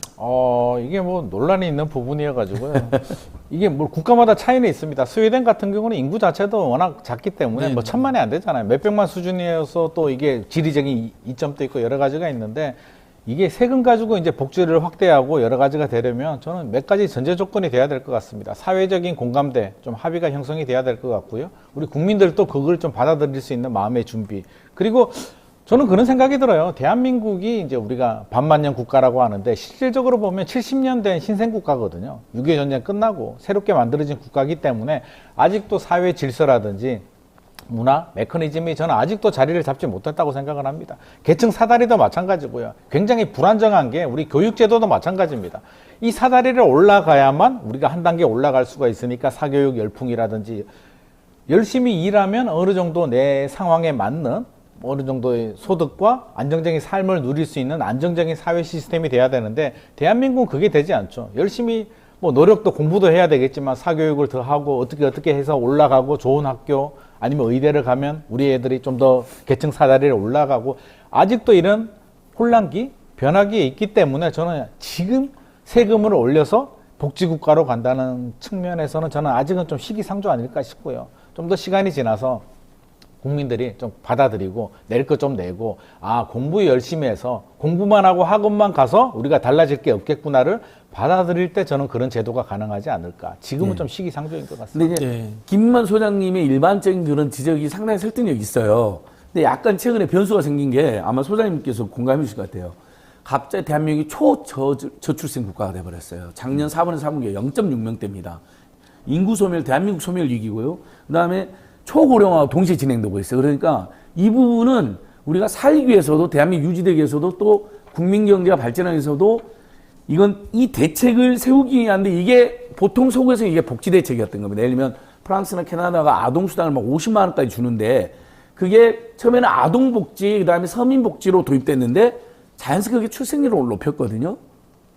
그러니까 이제는 제가 이제 스웨덴식의 복지국가를 이야기하지 않는다 하더라도 최소한 저출생과 초고령화에 대해서는 복지 대책을 쓸 수밖에 없는, 살기 위해서라도 이 점에서는 조세 정책이든 재정 정책이든 여기에 맞춰줘야 된다. 요건 제가 강력히 주장하고 싶어요. 좀 그런 측면도 있는 것 같습니다. 선택과 집중인데 우리가 출산 예산을 안 썼냐 그러면 뭐 10년, 20년 동안 수십조 원을 썼는데도 전혀 효과가 없다는 4, 얘기는 50조 써왔습니다. 4, 50조 정도 썼죠. 그게 적은 돈이 아님에도 불구하고 전혀 개선되지 않고 오히려 떨어졌다는 얘기는 돈을 쓰는데 제대로 못한 것 같습니다. 이거는 뭐 이번 정권, 지난 정부의 문제는 아니고 총체적인 뭔가 문제가 있다. 그렇다면 선택과 집중, 출산율을 올릴 수 있는 한정된 재원 내에서 좀 집중할 수 있는 제대로 된 정책이 좀 필요할 것 같습니다. 이 논쟁이 뭐 정답은 없습니다. 네네네. 정답은 없는데 저는 특히 이제 진보를 지향하는 분들 사이에서 한번 해봐야 되겠다라고 생각해서 이 말씀을 드린 건데요.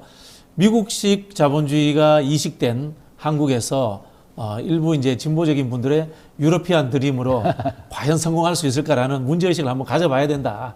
그런 차원에서 제가 한번 던져봤습니다. 자, 우리 소장님께 또 이 PF 문제도 한번 말씀드려봐야 될 것 같은데요. PF 관련해가지고 이자를 뭐 못 내는 그런 이제 개발 사업자들도 있다. 뭐 이런 이야기가 나오고 있습니다. 네네. 이게 좀 위기로 갈 수도 있나요? PF 굉장히 심각한 문제이긴 한데요. 우리가 좀 구조를 좀 알아야 됩니다. 우리가 이제 예를 들어서 은행에 돈을 빌리게 되면 안진걸 소장님이 은행이라고 치면요. 제가 돈을 빌리게 되면 그냥 빌려주진 않죠. 너 내 돈 어떻게 보장할 거야? 근저당을 설정합니다. 제 집에 근저당을 설정하고 이제 은행에서 돈을 빌리게 되는데 PF 같은 경우는 프로젝트 파이낸싱입니다. 제가 이제 개발 사업을 하게 되면 땅을 사서 아파트를 지어서 분양을 하게 되는데 수익이 잘 나왔죠. 그동안에는. 그러면 자, 은행 입장에서 보면 야, 내가 담보를 잡지 않아도 이 프로젝트만 가지고도 충분히 돈이 될 것 같으니까 내가 담보 잡지 않을 테니까 프로젝트를 상대로 내가 대출을 해줄게. 금리 좀 더, 이자 좀 더 내. 좋습니다. 2021년까지 이 공식이 맞아떨어졌습니다. 땅 짓고 헤엄치기라고 하는데요. 땅만 사서 지으면 바로바로 완판이 되니까 은행도 좋고 시행사도 좋고 건설사도 굉장히 좋았는데 2022년 이제 금리가 올라가면서 모든 스텝이 다 꼬입니다. 미처 빠져나오지 못한 아마 대한민국의 대부분 건설하시는 분들이 아마 저는 다 물에 잠겼다. 이 쓰나미가 왔을 때 미처 빠져나가지 못한 게 지금 문제가 되고요. 지금 의견이 분분한 게 이제 4월 위기설 뭐 이야기도 네네네. 나오고 과연 이게 괜찮으냐 의견이 분분한데 저는 두 가지 측면에서 말씀드리고 싶습니다. 일단 문제는 있습니다. 이게 정부는 문제 없다라고 하는데 뭐 정부가 문제 있다라고 하면 진짜 큰 문제잖아요. 그래서 당연히 그렇게 말씀을 하실 거고 문제는 있는 건 맞습니다. 지금 12월 PF 대출 잔액 통계가 나왔는데 135조 6천억. 작년 4분기가 134조 원이었거든요. 한 분기마다 1조 6천억이 더 증가했는데 연체율도 2.7% 정도 되고요. 여러 가지 문제가 있는데 일단 저는 4월 위기설까지는 안 갈 것 같습니다. 제 생각에는.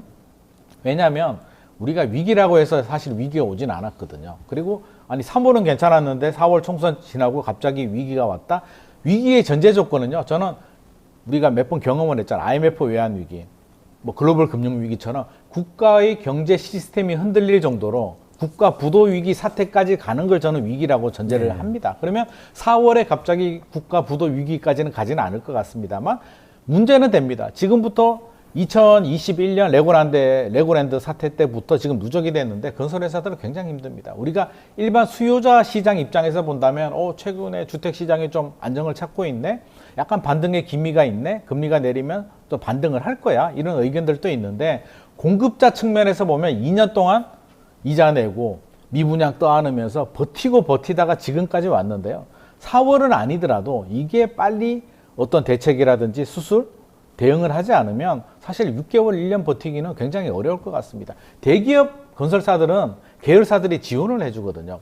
건설이 안 되면 다른 분야에서 돈을 메워주는데 건설 전문 업종들 같은 경우는 메워줄 게 없습니다. 태연건설도 마찬가지죠. 굉장히 큰 회사임에도 불구하고 건설이 주력이다 보니까 건설 주력이 건설을 흔들리면 다른 계열사들이 메워줄 수 없는 구조입니다. 그래서 건설을 전문으로 하는 건설사들 같은 경우는 저는 4월은 아니더라도 위기는 계속 진행 중일 거라고 생각을 합니다. 네. 이게 이제 전문 분야가 아니라서 제가 또 질문을 좀 드리고 싶은데요.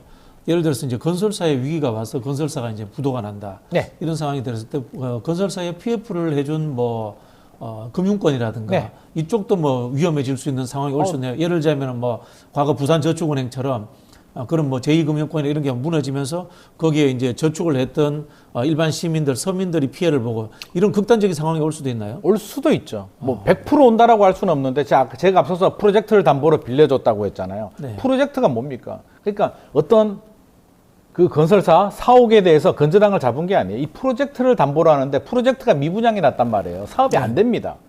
사업을 담보로 돈을 빌려줬는데 사업이 안 되면 그 채권 회수는 어떻게 할까요? 결국에는 부실사업장 정리를 해야 되는데 우리가 소위 말해서 땡처리를 합니다. 땡처리하게 되면 미분양 난 아파트를 통으로 넘기게 되면 아마 분양가의 절반 정도도 못 받을 겁니다. 총 금액에. 대출을 뭐 80% 90% 해줬는데 땡처리해서 40% 회수했다? 부실이 발생하는 거죠. 이게 한 개 건설사 정도면 뭐 걱정하지도 않을 겁니다만 이게 도미노가 생기게 되면 걷잡을 수 없이 이제 파장이 커지게 되고요. 아마 4월 총선 지나고 아마 정부도 알고 있을 겁니다. 아마 수술을 할 거고요.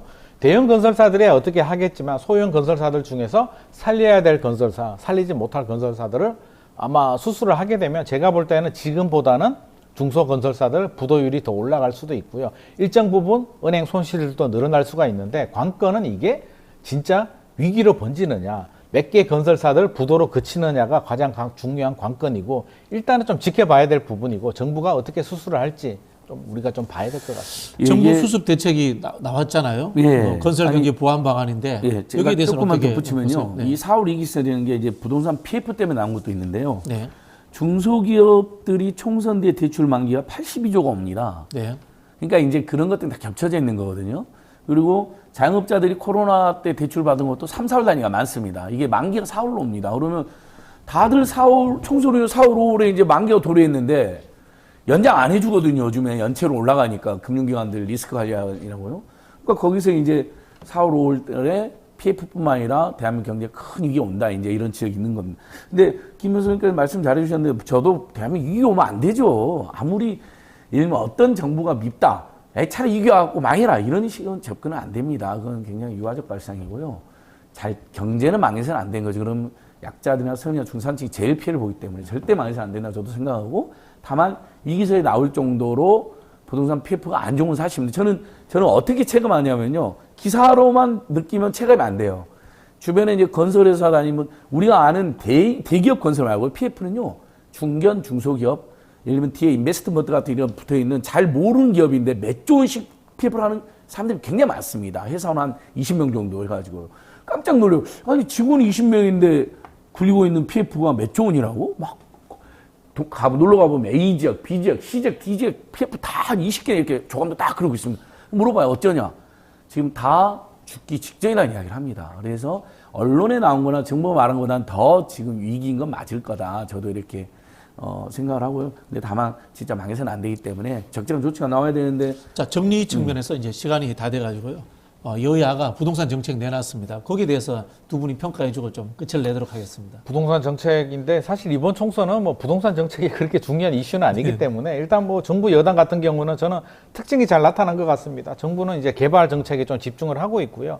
뭐 서울 도심, 서부권 어떤 뭐 개발을 하겠다, 뉴 빌리지라고 하죠. 뭐 저는 이게 제대로 될지 안 될지는 뭐 사실은 우리가 뚜껑을 열어봐야 되겠지만 도시재생 뉴딜 사업 업그레이드 버전 정도로 생각이 되는데 뭐 크게 기대는 되지는 않지만 뉴빌리지를 하고요. 든든 전세라고 해서 전세 물량을 좀 풀어주겠다 이런 내용들이 들어가 있고 야당 같은 경우에 이제 더불어민주당 같은 경우는 100만 호 기본주택 100만 호 뭐 건설 계획이 또 나왔는데 저는 이 부분에 대해서도 여당도 마찬가지지만 100만 원과 갑자기 뚝 한다고 나오는 건 아니기 때문에 아마 우리 국민들도 저도 마찬가지고요. 국민들도 느낄 겁니다. 지금 정책이 부동산 정책 때문에 뭐 어떤 큰 이슈가 되는 그런 상황은 아니기 때문에 일단 기존의 대선에 있던 공약들을 아마 가지고 와서 한 번 더 적용을 한 것 같습니다. 그래서 큰 의미는 부여하고 싶지는 않고요. 뭐 야당이 된다고 해서 갑자기 100만 원가 나오고 여당이 된다고 해서 다수당이 된다고 해서 갑자기 뭐 안 되던 도시 뉴 빌리지가 갑자기 일사천리로 진행이 된다? 그렇게 생각하지는 않습니다. 우리 국민들의 삶을 위해서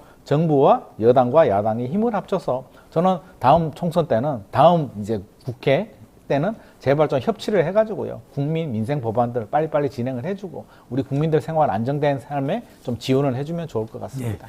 우리 국민께서 약간의 양가 감정이 있는데 아무튼 어떤 업종도 망해서는 안 된다고 생각하지만 부동산 PF를 남발하고 부실하게 운영한 일부 대기업은 차라리 망하는 게 낫지 않느냐 이 생각을 동시에 갖고 계세요. 근데 거기만 망하는 게 아니라 거기에 이제 대출해준 금융기관이나 그 협력업체 중소기업들까지 다 망하니까 그렇죠. 제가 그래서 안 된다. 그래서 대책을 내놔야 된다고 정부한테 이야기를 하는 것이고요. 저는 이제 이렇게만 마무리하고 싶습니다. 빚을 계속 내서 집값을 올리고 부양하는 정책을 정부 여당은 하려고 그러는데 이제 그건 안 했으면 좋겠습니다. 사실 전체적인 저출산 문제나 우리 주거복지라든지 또 서민 중산층, 청년층들의 그 삶의 희망을 생각하면 주거비가 너무 비싼 게 문제가 되거든요. 저출생에도 악영향 끼치고 그래서 집값은 폭락해서는 안 되겠지만 그것도 너무 큰 충격을 주니까 하우스포들도 많으니까 하향 안정화 기조로 가게 만들어주는 게 맞는 거죠. 그래서 빚을 내서 억지로 집값이나 부동산 경기를 부양하려고 하는 것보다는 그래도 지금의 하향 안정화 기조대로 가는 정책이 맞고 또 집을 살 사람들은 조금 더 저렴하게 집을 사게 도와주고 신혼부부 뭐 지금 이재명 대표 발표한 것처럼 뭐 1억을 대출해주고 아이를 낳으면 그것을 탕감시켜주겠다 이런 정책이 나왔잖아요. 근데 이제 기본주택은 30년간 시세 한 60% 정도로 서울시가 하는 시프트는 20년간 시세 80% 정도 전세값 살게 해주거든요. 근데 기본주택은 시세의 60, 70%로 30년을 살고 있다는 게 훨씬 더 안정화되는 거 맞습니다. 그러면 나는 굳이 집을 안 사고 거기서 살겠다 하는 분들이 있을 수 있거든요. 그래서 그건 여야가 합심해서 추진했으면 좋겠어요. 네, 이렇게 제안드리고 싶습니다. 네, 두 분 말씀 감사합니다. 이것으로 마치겠습니다. 네, 네, 조심해서 감사합니다. 하십시오. 네. 자, 바로 잠시 뒤에는 그 뉴스인사 프라임 진행하도록 하겠습니다. 여러분들 어디 나가지 마시고요. 잠시 더 기다려 주십시오. 네.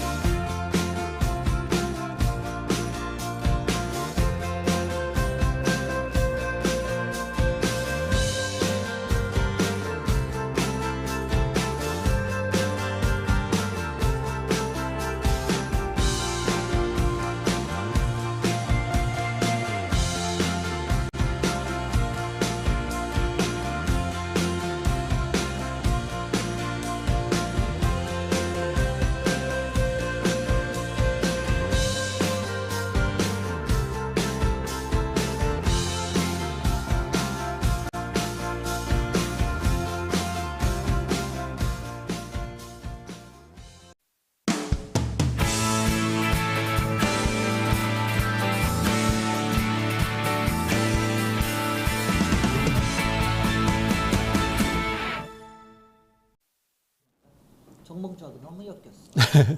뉴스인사 프라임 시간입니다. 자, 월요일 코너는요, 우리 김진애 의원님 모셨는데요. 정치권에 대해서 따끔한 일침 해주실 걸로 기대해 보겠습니다. 안녕하세요, 의원님. 네, 안녕하십니까. 네, 반갑습니다. 여기서 뵈니까 더 좋네요. 네네. 저도 평소에 좋아하는 의원님 여기서 뵈니까 더 좋습니다. 네. 자, 4월 10일 그 후보 신청이 마감됐는데요. 현재 판세는 대충 어떻게 보세요?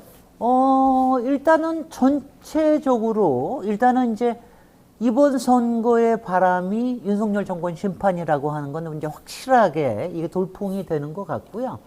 그런 점에서 여당인 국힘은 아무래도 위기의식을 갖고 있는데 여기서 이제 좀 또 양면적인 게 있는 게 공관위원장 같은 사람은 자기네도 아직도 170석 할 수 있다. 이런 희망적인 사인을 하는가 하면은 현장에서는 지금 이제 드디어 엄살 작전과 읍소 작전이 시작이 됐습니다. 막 이제 큰절하고 막 그러죠. 그러니까 아마도 지금 뭔가를 바꾸지 않으면 큰일 나겠다 이런 생각을 하고 있는 것 같고요. 지금 이제 야당에서는 여전히 151 플러스 알파, 153 플러스 알파를 하고 있지만 상당히 희망적인 신호를 받고 있는 건 사실이고요. 되도록이면 이제 오만 프레임은 없어야 되겠다. 그 다음에 무슨 막말이라든가 하여튼 돌발 변수를 없애서 이 윤석열 정권 심판이라고 하는 바람을 세게 불어야 되겠다. 이런 쪽에서 앞으로 한 이제 보름가량 열심히 갈 것 같아요. 여론조사 수치를 보면 실제로 여당은 떨어지고 있고 야당은 많이 올라갔는데 여당은 이긴다고 큰 소리를 치고 되게 이상해요. 야당은 계속 엄살을 부리고 있고. 네. 근데 그게 그럴 수밖에 없는 게 여당에서는 지난 이제 2월 달에 일종의 착시 현상이 있었잖아요. 그렇죠. 이제 네, 네. 그때 이제 대통령 지지율도 오르고 그때 상당히 올랐었기 때문에 지금 또 이게 떨어지는 거에 대해서 최근에 이제 사실 큰 변수가 있지 않았습니까? 이종섭, 황상무 예. 이것 때문에 이게 좀 지나갈 수 있으리라 생각을 하는 것 같은데 그게 참 저는 그게 착각이라고 생각을 하는 게 이종섭, 황상무가 그거 하나의 사건이 아니라 이게 윤석열 정권 심판이라고 하는 거를 다시 이끌어냈고 여기에 조국 혁신당까지 붙었기 때문에 이거를 지금 뒤돌리기는 쉽지는 않을 거라고 생각이 돼요. 근데 더불어민주당은 자꾸 엄살해야죠.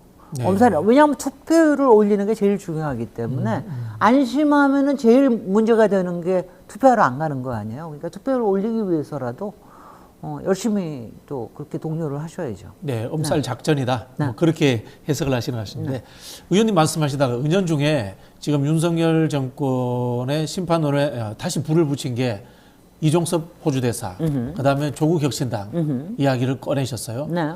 두 이슈가 실제로 큰 역할을 했나요?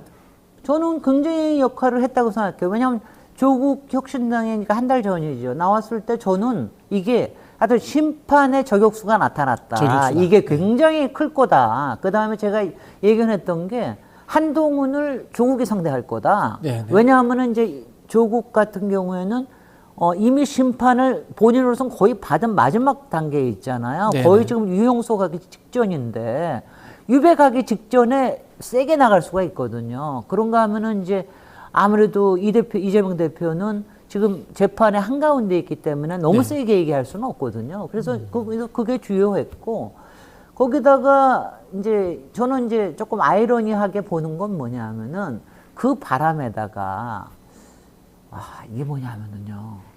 지금은 유튜브나 진보 유튜브나 이런 뿐만이 아니라 보수 언론 쪽에서도 조국 혁신당을 약간 띄워주는 경향이 없잖아 있어요. 그렇습니까? 이게 뭐냐면은 처음엔 견제하다가 네. 이게 처음엔 견제해서 그거 뭐 2심까지 유죄받은 사람이 우느나 그러다가 이게 안 되니까 이게 올라가잖아요. 그게 뭐냐면은 더불어민주당하고 조국혁신당을 갈라치기를 하려고 드는 거죠. 그러니까 자기들 나름대로 이제 이관계를 쓴 거네. 이관계를 지금 쓰고 있는 거예요. 그러니까 네. 근데 그런 게 또 일반 중도층한테는 이게 맥히거든요. 네. 그래서 아마 투표율을 올리는 데는 굉장히 도움이 될 거다. 그리고 아마 중도 쪽에서 나오는 게 저는 한 3%에서 5% 정도는 더불어민주당의 지역구에는 굉장히 많이 도움이 되리라 싶습니다. 네. 그럼 말씀하시면 정리하면 이러네요. 조국 혁신당을 비례를 찍으러 왔다가 지역구에 민주당 찍어준다. 네네. 네. 그래서 차례는 비조 지민입니다. 비조 지민. 비조를 하러 왔다가 지민을 네. 하는 거. 네. 그게 더 저기고요. 그 다음에 이제 이종섭 변수는 이게 지금 간단히 끝나는 게 아니잖아요. 그렇죠. 더구나 네, 이제 네. 한동훈 비대위원장이 이게 뭐 다 끝난 일이라 이런 식으로 얘기를 했는데 그게 아니고 지금 문제가 점점 불거지고 최상병 순직 사건에 대해서는 일반 국민들도 굉장한 말하자면 부채의식을 갖고 있고 여기에 박정원 대령에까지 이게 이럴 수가 있냐 어떻게 정부가. 그리고 여기에는 절대적으로 대통령실에서 통화를 받았다는데 그 사람이 누구냐, 시간은 언제냐, 이거에 대한 게 밝혀져야 된다라고 하는 것 때문에 그리고 너무나 이상하게 도피를 시키고 또 다시 데리고 들어오고 코미디예요. 그럼 이제 야당 입장에서는 민생 이슈도 중요하지만은 네. 이종섭 호주대사 이슈를 계속 끌고 가야 되겠네요. 계속 끌고 갈 수밖에 없고요. 네네. 거기다가 또 이제 대파도 민생에 대해서 사실 민생에 대해서는 여러 가지 얘기를 이제 사실 이렇게 하나하나 얘기하려고 그러면 굉장히 쉽지가 않잖아요. 대파 하나로 뭐 끝나는. 사과 값 가지고 얘기하고 이러는 것도 근데 거기에 대파 하나 가지고 만약에 대파 작전을 하게 생겼어요. 네. 대파를 회초리로 대신 쓰면 되겠네요. 1번 그것도 네. 1번.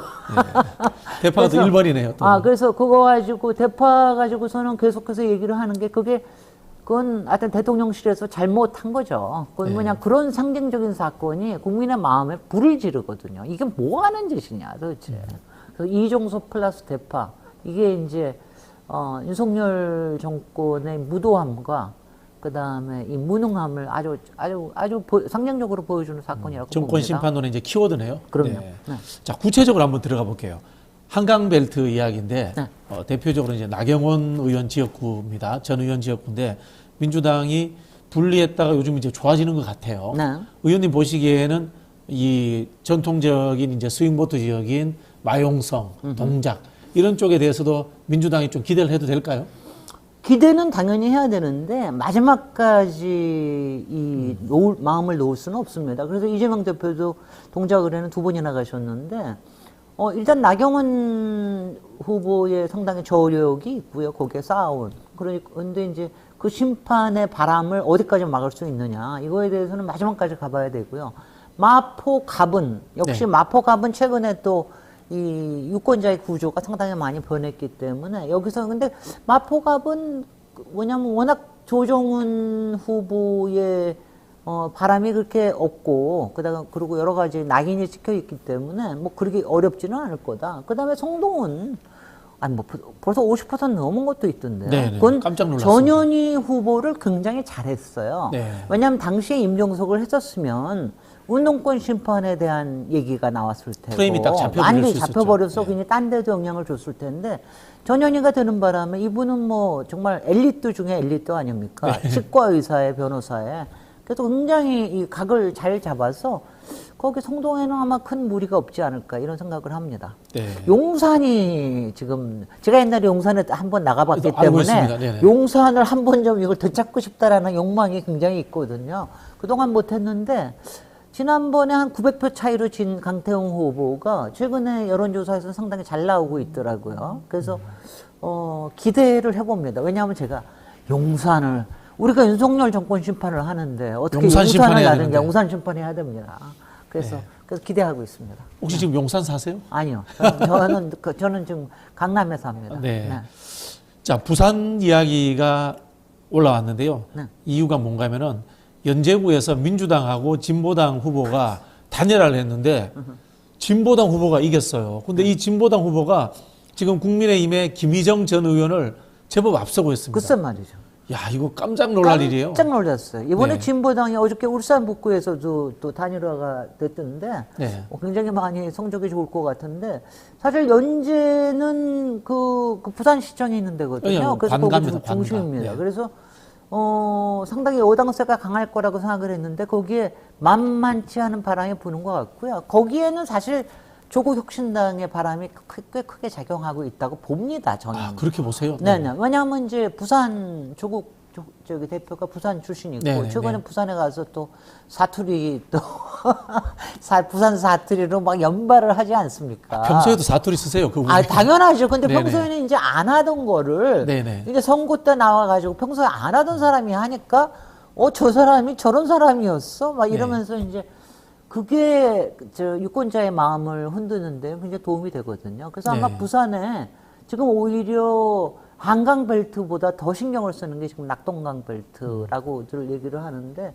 부산에서 이번에 상당히 좋은 성적을 거둘 수도 있지 않을까 이런 생각을 합니다. 지금 현역 의원들은 다 좋고요. 지금 새로 나온 사상도 괜찮게 나오고 있고요. 그리고 거기에는 또 이렇게 좀 저기 수영 같은 데는 또 좀 나눠지고도 있고 그래서 여러 가지 기대해 볼 만하죠. 그러면은 실제로 부산에서 만약에 민주당 그 지역구 의원들이 선전해서 이긴다면은 네. 그게 뭐 민주당의 이제 힘도 있지만은 조국 혁신당의 파워가 굉장히 작동했다. 이렇게 해석 가능하다는 거네요. 저는 그렇게 생각합니다. 왜냐하면 저는 그냥 냉정하게 보는 게 부산 쪽이나 TK 쪽에서 지금 한 20% 나오는데 그쪽에서 오는 거는 아마 상당히 그쪽 출신이라고 하는 조국 혁신당의 역할이 크고요. 그런가 하면은 이제 더불어민주당으로서 견제해야 될 거는 호남 쪽이죠. 호남에서 쪽이다. 지금 이제 조국 네. 혁신당의 기세가 뭐 한 35, 40 이렇게 나오니까 그거에서는 그럴 수는 없죠. 그렇게 내버려 둘 수는 없지요. 그럼 부산에서는 조국 장관이 하고 있는 우리가 남이가 네. 그대로 놔두고 호남에서는 민주당은 민주당 찍어야지. 그렇죠. 여기서는 뭐 저는 빵 얘기는 안 하겠습니다만 이거는 왜냐하면은 저희가 국민의당 시절에 저희가 한번 아팠잖아요. 그때 민주당이 그렇죠. 거기 국민의당이 더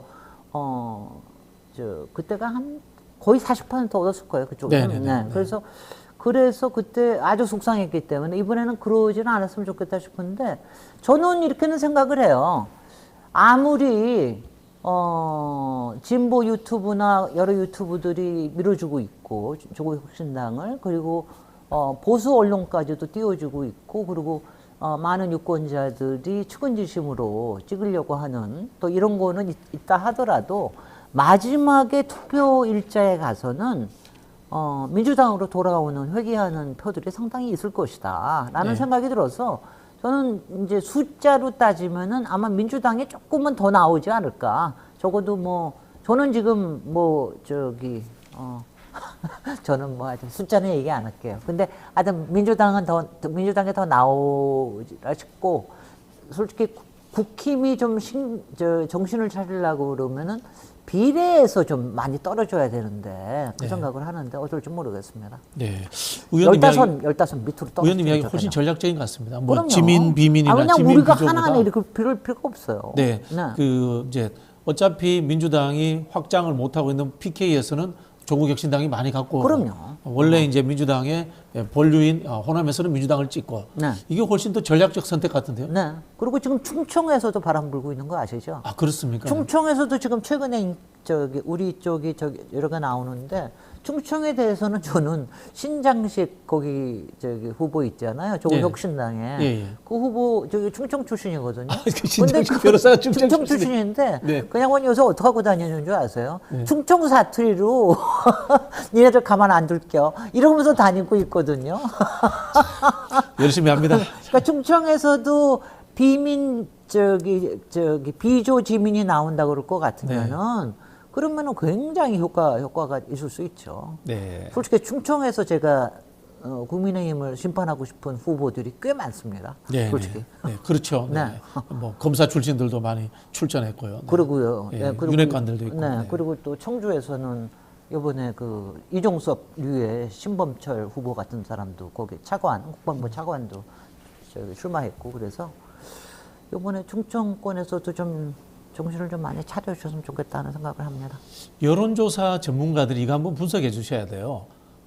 저도 그런 주장을 늘 합니다만은 대한민국에는 늘 신상품만 찍는 유권자들이 한 10% 정도 됩니다. 맞습니다. 그리고 조국혁신당을 우리는 굉장히 민주당보다도 왼쪽에 진보에 있다라고 생각하는데 중도 리버럴들이 또 좋아해요. 그렇습니다. 이런 특징이 있어요. 네. 그래서 사실은 이준석 당하고 겹치는 게 많았어요.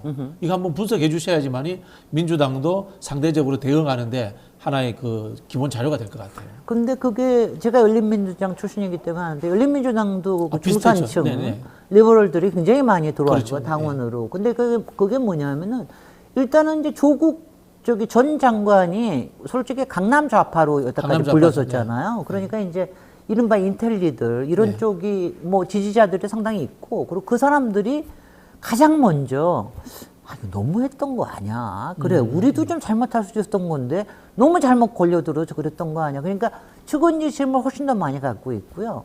검찰이 이래서는 안 된다. 아무리 그렇더라도 검찰하고 언론이 나서서 그냥 보통 사람이 하는 행동을 이렇게 사냥꾼식으로 해서는 문제가 있다. 이런 생각을 굉장히 많이 갖고 있어서 저는 중도층에서도 표를 끌어오는 게 상당히 될 거라고 예상했는데 이게 실제로 그렇게 나타나고 있더라고요.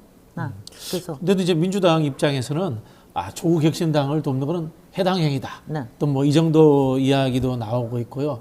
박지원 어르신 같은 경우에 그래서 경고도 맞았는데. 그렇게 경고 맞으셔야지. 당연히. 립 서비스입니까? 아니면 실제로 민주당의 위기의식이에요? 아니 원래 우리 박 후보님은 이게 뭐냐면은 덕담을 워낙 잘하셔서 어디 가서나 표를 조금이라도 얻으려고 그러시는데 그렇게 네트워킹하는 말 습관이시고요. 이거는 그런 얘기는 할 수는 없고요. 저도 굉장히 저는 처음부터 조국혁신당이 나오는 게 전체 민주진보 진영에 도움이 된다는 하에 굉장히 많이 응원해드리고 지원해드리고 그랬는데 지금 마침 투표하러 가서는 역시 이건 맞습니다. 거기는 우군이지 아군은 아니거든요. 이건 이재명 대표가 정확하게 얘기를 했으니까 아군이 훨씬 더 도움이 되는 건 사실이죠. 그래서 민주당원이나 아니면 이제 더불어민주당 지지자들, 특히 이재명 지지자들 이런 분들은 당연히 더불어민주연합의 비례를 찍어주시는 게 훨씬 더 도움이 되죠.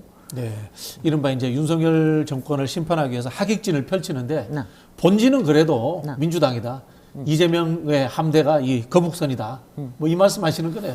저기 하객진은 서로 간에 저작권을 주장하고 있는데 저는 제가 저작권을 그렇습니까? 제가 제일 먼저 얘기했다고 제가 하는데 사람마저 저는 처음부터 하객진이 그리고 하객진이 좋은 거는 네. 이 사령탑이요 앞으로 나갈 수도 있고 뒤로 갈 수도 있고 옆으로 갈 수도 있고 자유자재로 적을 막 지금 혼돈시킬 수 이재명 있는 대표의 거예요. 이제 스탠스네요. 아 지금 이재명 대표 정말 잘하고 계세요. 네. 그러니까 이게 적절하게 근데 이게 뭐냐면은 제일 좋은 건 뭐냐면은 지금 저쪽에 비대위원장 홀로 있는 네네. 한동훈을 완전히 교란시키고 네네. 있거든요. 혼자서 이거 어쩔 줄을 모르고 있으니까 양쪽에서 오니까 어쩔 줄을 모르고 있으니까 그건 굉장히 도움이 되는 작전 같습니다. 네. 네. 하객진 이야기를 하셨으니까요. 그러면 지금 이제 공동선대위원장인 네. 이해찬 전 대표나 김부겸 전 총리의 효과도 있다고 보세요? 저는 그러니까 이해찬 위원장님은 그냥 가운데 뒤에 흔들려 중심을 잡아주시는 분. 딱 정말 이렇게 중심을 잡아주시는 정말 그런 평형수 역할을 하시는 분이고요. 김부겸 위원장님은 항상 이게 중도적이고 네네. 이렇게 좀 이제 그게 도움이 된다라고 생각하셔서 그러는데 최근에 조금 우리 속을 좀 끓게 하는 그런 발언을 하셨지만 이제는 좀 하는데 아마 그래도 김부겸 위원장님도 아마 DK나 네네. 이런 쪽에서는 도움이 되지 않겠습니까? 그리고 우리가 약세인 강남권이나 이런 데서는 조금 도움되지 않겠어요? 지금은 이제 조금 조심하시는 것도 같고 그런 것 같습니다. 김부겸 전 총리는 이번 기회를 내서 정치에 복귀할 수도 있겠죠. 저는요, 한번 정계 은퇴한 사람들이 그렇게 이건 뭐 지금 그냥 잠깐 저기 한 거 아니에요. 근데 무슨 뭐 복귀를 꼭 그렇게 미리 얘기하고 그럴 필요는 없을 거예요. 복귀하고 싶으면 그냥 복귀하신다고 얘기하고 복귀하십시오. 네. 뭐 미리 우리가 얘기할 생각은 없는 것 같고요. 그러면은 저기 정치인은 정계 은퇴를 하면 안 되는 겁니까? 아니 정계 은퇴 얘기를 했으면 네네. 다시 나온다 그러면 정확하게 나온다고 얘기를 하고서 선언을 해야 얘기해야죠. 된다. 저는 지금은 선대위원장은 그런 건 아니거든요. 네네. 그냥 도와주는 거죠. 네.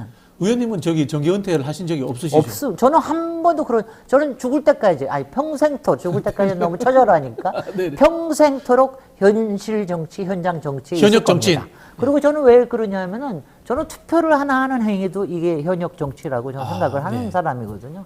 그래서 우리가 얼마나 정치가 우리의 삶에 중요하다는 거 생각하면은, 그리고 정치를 생각을 하시면, 삶이 훨씬 더 다이나믹해지고, 무엇보다도 희망을 갖게끔 합니다. 목표의식이 생긴다. 굉장히. 그리고 에너지가 생깁니다. 제가 왜 괜히 김진 에너지겠습니까? 그렇습니다. 네. 사실 이제 우리 사회에서 국회의원만 정치인이라고 생각하는데요. 네. 절대 그렇지 않습니다. 네. 지금 우리 김진애 의원님도 현역 정치인으로서 맹활약하고 계신 거예요. 맞아요. 저도 그렇게 생각하고 있고요.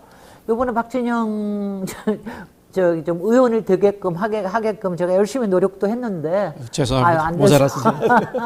근데 이게 당무에 굉장히 밝고 그다음에 공부와 또 실천 이론과 실천이 밝은 사람이 좀 의원이 되면 참 좋겠다 싶은데 또 언젠가 기회는 분명히 올 겁니다. 네, 평생 하겠습니다. 네. 자, 우리 김부겸 장관 이야기하다 보니까 총리죠 이야기하다 보니까 강북을 이야기 안 할 수가 없는데요. 이제 한민수 대변인이 공천을 받았습니다. 여기에 대해서는 이제 별 말이 없어요. 근데 사실 저는 그 조수진 변호사 낙마하는 과정이 굉장히 좀 안타까워요. 네. 그 사실 변호했던 게 뭐 국선 변호였더라고요. 네. 근데 그게 과연 낙마할 일인가? 민주당이 밀렸어야 되는가? 이런 일 겪을 때마다 민주당 좀 동지애가 부족해 이런 이야기 나오거든요. 어떻게 보셨습니까? 동지애가 부족하다기보다는 그러니까 지금 현재 상황, 저는 우리나라 언론의 문제가 굉장히 심각하다고 생각하는데 뭐가 하나가 있으면 마녀 사냥을 하거든요. 네. 그 마녀 사냥이 2, 3일 만에 그냥 전국을 휩쓸어 버리니까 그동안 마녀 사냥 당해왔던 사람이 한둘입니까? 그렇죠. 뭐 네. 조국 대표부터 시작해가지고 엄청나게 많은데 근데 그게 전 조수진 후보로서는 사퇴한 게 잘했다고 생각합니다. 만약 그랬었으면 사실 자기가 원치 않는, 자기는 도움을 주려고 나오려고 그랬는데 원치 않는 피해를 주게끔 되거든요. 네. 그러니까 선거 내내 타겟이 됐을 거다. 선거 내내 타겟이 됐을 거예요. 그리고 그게 우리 쪽의 공격에 굉장히 도움이 안 되거든요. 그래서 그거는 조수진 후보의 저는 그 결정이 저는 뭐 그거는 대승적인 결정이었다고 생각을 하고요. 그 이후에 우리가 변호인으로서 어떤 걸 해야 된다. 이거는 사회적으로도 앞으로 합의가 필요하겠고요. 그다음에 언론에서 하는 이 마녀 사냥에 대해서는 정말 우리 사회는 정말 아직도 갈 길이 멀어요. 그런 것 같아요. 정말 갈 길이 멀어요. 네. 자, 이제 그러다 보니까 이재명 대표가 이 세종갑에 부동산 투기 의혹이 있는 후보를 바로 이 공천 취소를 했습니다. 네. 이거는 선제적 조치로서 잘한 거죠? 저는 잘하셨다고 보고요. 그리고 그 이영선 후보가 한 걸 보면은 저는 상당히 이건 비루한 짓이에요. 그렇죠. 당의 검증 자료는 안 냈어요. 안 내고 당을 속인 거고 당을 그렇죠, 네. 기망한 거거든요. 그렇죠, 이거는 정확하게 공적인 업무 방해라고도 볼 수 있는 거예요. 그래서 이건 앞으로 법적 조치도 필요할 거고 이거를 뒤늦게 알았을 때 이거를 조치는 굉장히 잘하신 거라고 보고 사실 그거 아시죠? 저는 국회의원을 해봤기 때문에 아는데 국회의원이 되면은요 뭐가 좋으냐 하면은 저를 치면은 아니면 제 남편의 이름을 쳐더라도 그 사람 재산 상태가 그대로 나옵니다. 공개되죠. 네. 공개될 뿐만이 아니라 그냥 리스트에 다 올라와요. 아, 네. 그러니까 그건 뭐냐면 제가 가서 일부러 뗄 필요가 없는 거예요. 근데 이거 지금 후보인 경우에는 상해 낼 때도 자기가 원하는 것만 떼서 낼 수가 있는 거 아니에요. 네. 선관위에도 그러니까 나중에 왜 전세권이라든가 분양권이라든가 이런 게 없어지고 그러잖아요. 그러니까 앞으로는 후보나 공직 후보나 이런 경우에는 국회의원에 준하는 재산 검증을 할 수 있는 시스템으로 만들면은 그러면 이런 문제가 없어지지 않을까 이런 생각이 듭니다. 그런데 그 선관위에 우리가 예비후보 등록하지 않습니까? 네. 그때부터 그 서비스가 가능할 것 같은데요. 글쎄 말이죠. 그래서 네. 저는 이게 뭐냐면 이것도 된 지가 한 4년밖에 안 됐어요. 네네. 그전에는 국회의원도 다 가서 떼가지고 갖다 네네, 주고 네. 그랬거든요. 근데 이제는 우리나라의 이 시스템이 굉장히 잘 돼가지고 그래서 이거는 그건 선거에 다만 이제 그걸 하고 난 다음에는 선거가 끝나고 나면은 다 폐기시키는 걸 원칙으로 해서 개인정보 보호를 해야죠. 그렇게 그거 하는 걸 해야 그래야지 공적인 신뢰도를 높이는 게 굉장히 중요한 거 아니에요? 네. 자, 민주당 이야기 해봤는데요. 이제 국민의힘 이야기 좀 해볼게요. 네네.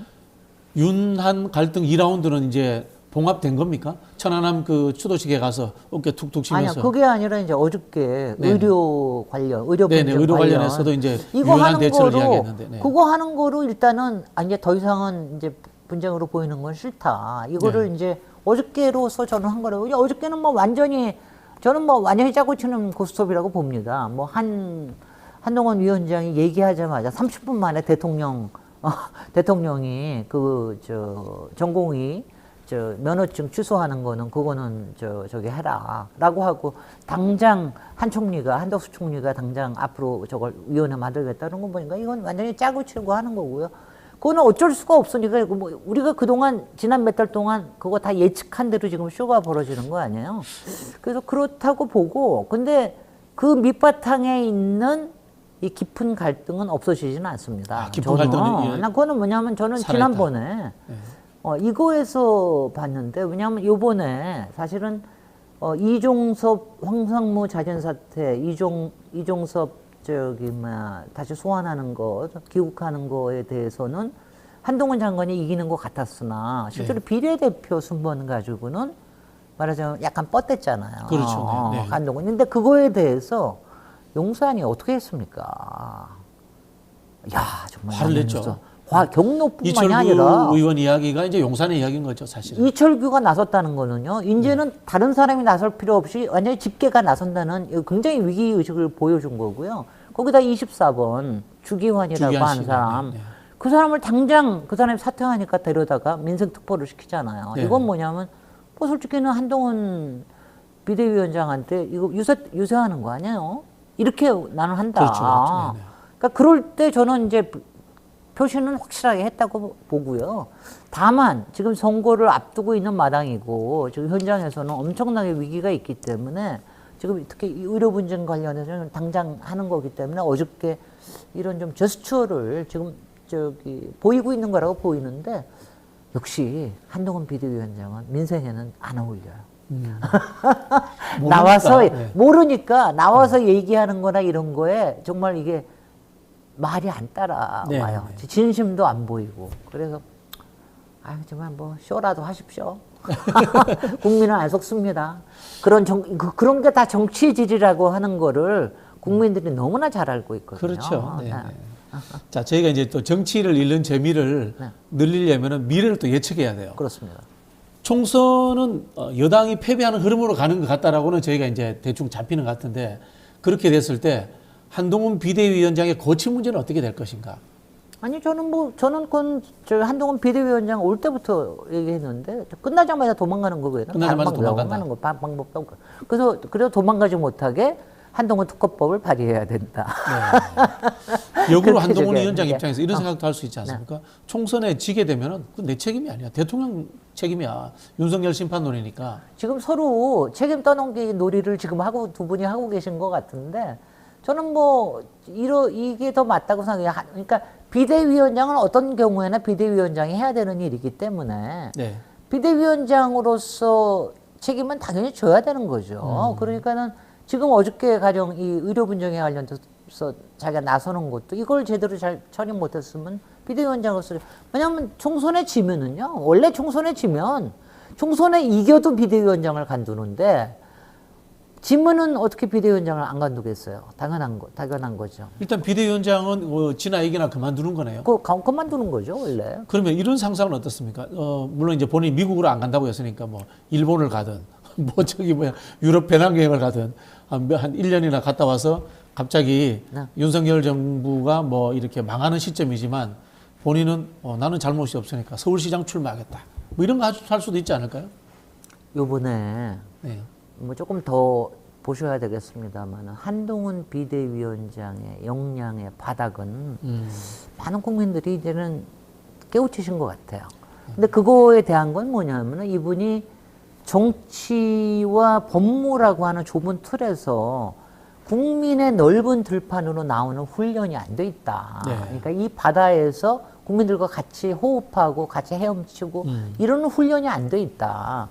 그 다음에는 왜냐하면 세상에 대해서 너무 공격형이다. 말하자면 정부라고 하는 건 리더형이 돼야 되는데 공격수가 되어서는 안 되잖아요. 그러니까 말하자면 축구로 따지자면 감독형이 돼야 되는 건데 그렇네요. 완전히 나가가지고 공격 스트라이커 역할만 하려고 그러니까 거기다가 며칠 전에 사진 찍은 거 보면은 홀로 이상한 짓을 막 하고 다니잖아요. 그러니까 홀로 막 무슨 사진 찍으러 다니고 마이클 잭슨처럼 사진을 찍히고 자기가 아이돌입니까? 셀카 찍고 다니고. 그리고 저는 굉장히 모욕적으로 느끼는 것 같은 게 그 현장에 가서 유세 현장에 가서 후보를 올려줘야 되는 거야. 후보를 띄워주는 게 역할이거든요. 그런데 후보들이 연설하고 있는 동안에 막 주변을 돌아다니면서 악수하고 막 산만하게 굴고 막 그래요. 흔들어버리네요.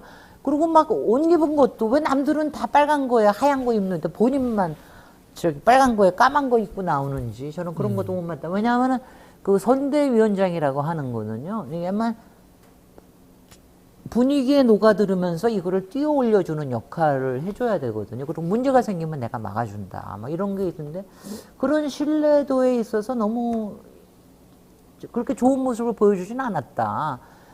최근에 와서 한동훈 비대위원장의 역량의 한계에 대해서 언론에서도 이제 비판하는 게 나오고 그러는데, 아마 이제 이래요. 우리나라 언론이 하도 이제 엎드리기를 잘하니까 꼬랑지 내리고 이제 이렇게 띄워주고 그러다가 이제 한번 넘어가기 시작하면 어떤 비판이 나올지는 두고 봐야 됩니다. 왜냐하면 이거는 그러니까 굉장히 나쁜 뜻에서 그러니까 보통 시민은 아니에요. 알겠습니다. 이분은 그게 뭐라고요? 요새는 동료 시민 얘기도 아니시대. 저희 동료 시민도 아니신 것 같아요. 네. 네, 오늘 말씀 감사합니다. 한동훈 비대위원장은 우리 시민들의 동료는 아닌 걸로 하겠습니다. 자, 이것으로 마치겠습니다. 감사합니다. 네, 고맙습니다. 자, 뉴스 멤버십 회원에게만 서비스되는 뉴스 인사 프레임입니다. 오늘 저녁에 일반에 공개됩니다. 많은 관심 부탁드리겠습니다. 저는 내일 다시 찾아뵙겠습니다. 감사합니다.